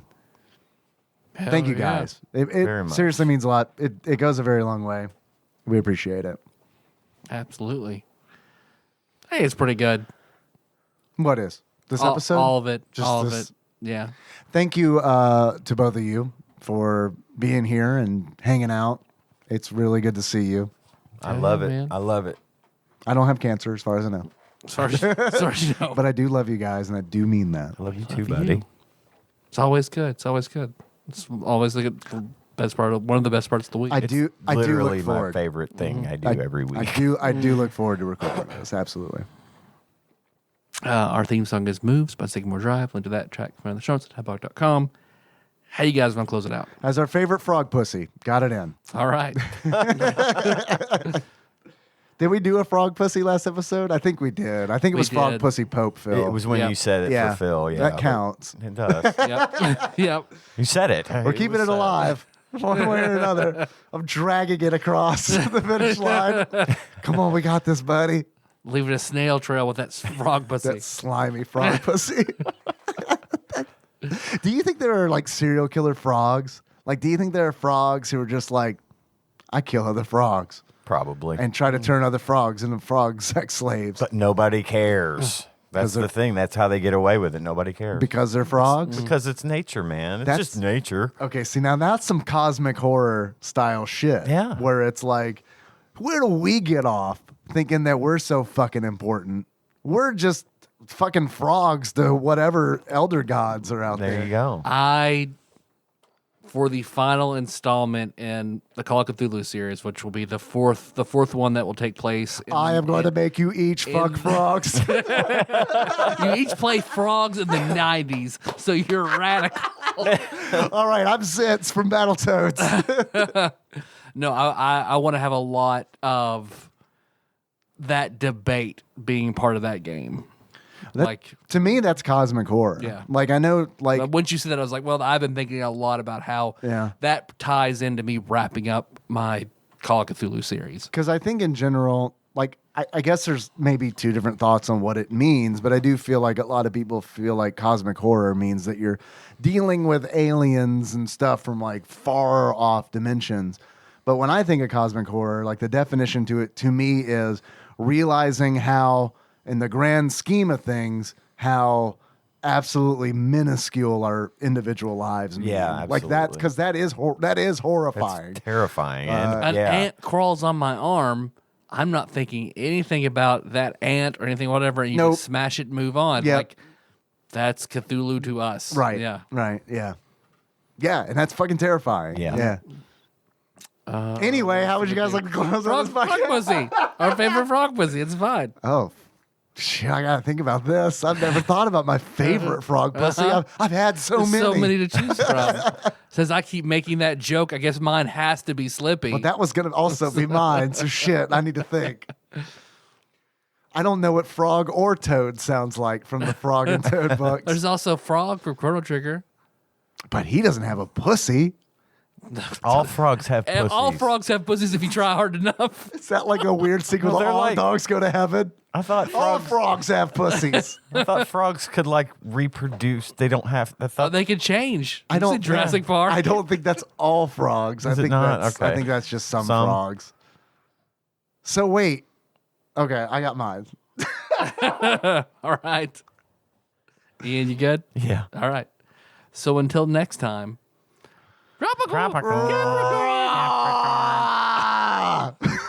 Damn, that's a waveform. Yeah. No, it just I have a feeling it just clips real bad in our headsets. I think it's okay on Yeah, I the, think on the it's thing. fine. I just wanted to annoy you guys. I'm a dinosaur from Jurassic Park because they're actually frogs. Okay. I was Kermit because I think he has a pussy. I think he's does one of have the a hole frogs you that can have fist. a pussy. Yeah. And you were Slippy? Yep. You stuck to I gotta it. be. I gotta be. Yeah, I that's the ruined us from origin. having more money by hitting that Slippy frog pussy joke multiple times. It's all right. Before it took. I didn't okay, so like I'm listening to that right now. the backlog Banisher Dane quiz. Oh you're my like, god. Yeah, I am. So I here's- had forgotten how nuts that shit was. So here's how I feel about all of that. I really wish that we would have gotten all of that correct, but I also honestly didn't want backlog Banisher Dane's money. yeah, I didn't either. I just wanted to win the Like, contest. Fuck it, I do. I want it. I mean, because that's I'm still going to get it, Dane. However, I have to. because I mean that became a point of like honestly, even if we have gotten all those questions right, I think that it would have been a good idea to absolve Dane from his. Like you're clear. Just know that we beat you. And Right, That's that's we enough. didn't. That But we did didn't. it. That we did it. And then, but I don't know if I don't know if we've talked about it. I know he's mentioned this on Discord. Yeah. But like when we guessed the correct answer to the first He question, was shitting Yeah, right. himself. He's like he felt his nuts in his fucking stomach. And then came the correct answer to the second question. And it was like, fuck. Uh-oh. But that third question was impossible to answer. So that's the ace in the hole there. We were so close. I know. Oh, Obviously, we're over it. yeah, clearly. I don't think about it at all. I actually I started listening. I was listening to that episode. I started it like last week, and then I haven't worked in the yard, so I haven't had a chance to really listen. But I was in my truck today or yesterday, and the quiz started. I was like, I literally said out loud, "Oh, here we fucking go. Here it comes. It's good. It's really good. It was fun, and it's funny as hell. Good. I'm glad to hear that. I've heard one person say that it was kind of a drag. I mean, but everyone else seemed to it was seemed to enjoy it. entertaining, It was one of those things where it was like definitely a roller coaster for me because I went into it being like, this is gonna suck because the questions are all gonna be super fucking fail the hard, first question, and it's just gonna be a disaster. But then it rapidly became like, okay, I'm in. Like this is doable. We could do this. I literally just right before I got here listened to the part where we got the second question right, and then we had locked in an answer for the third question. Yeah. But then that's when we started trying to call Phil. Right. And we called into the Discord. And I said, I'm awake. Like when we got the second question right, I'm like, okay, I think I just woke up because I think we might get this. So yeah, that was a lot of fun. But what's wild is hilarious. It's funny as hell. that could have gone like. Can you imagine if we had not guessed that first question correctly? No, it would have been It would have been a throwaway. It would have just been like a 10 minutes.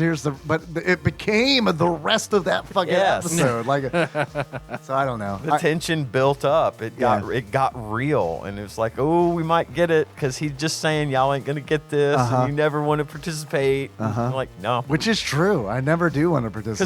Because I know I'm gonna get the fucking answers wrong. So why even? First of all, I'm gonna get the questions wrong. Second of all, I don't want the prize, and I know that it could be like if we get them right, it's like whatever. I don't want the prize, but I don't know. Just like that's not what it. We just like the challenge. Yeah. I mean, money's fine, but we like the challenge. It's not like that, but just the fact that we got so fucking close. I know, and it was just we came so far. Intense. But in the end, it didn't even matter. I think we made that joke on that episode. We did. Maybe. We did. There's always more room for a Linkin Park joke. Yeah, I agree, 100%. I'm on board.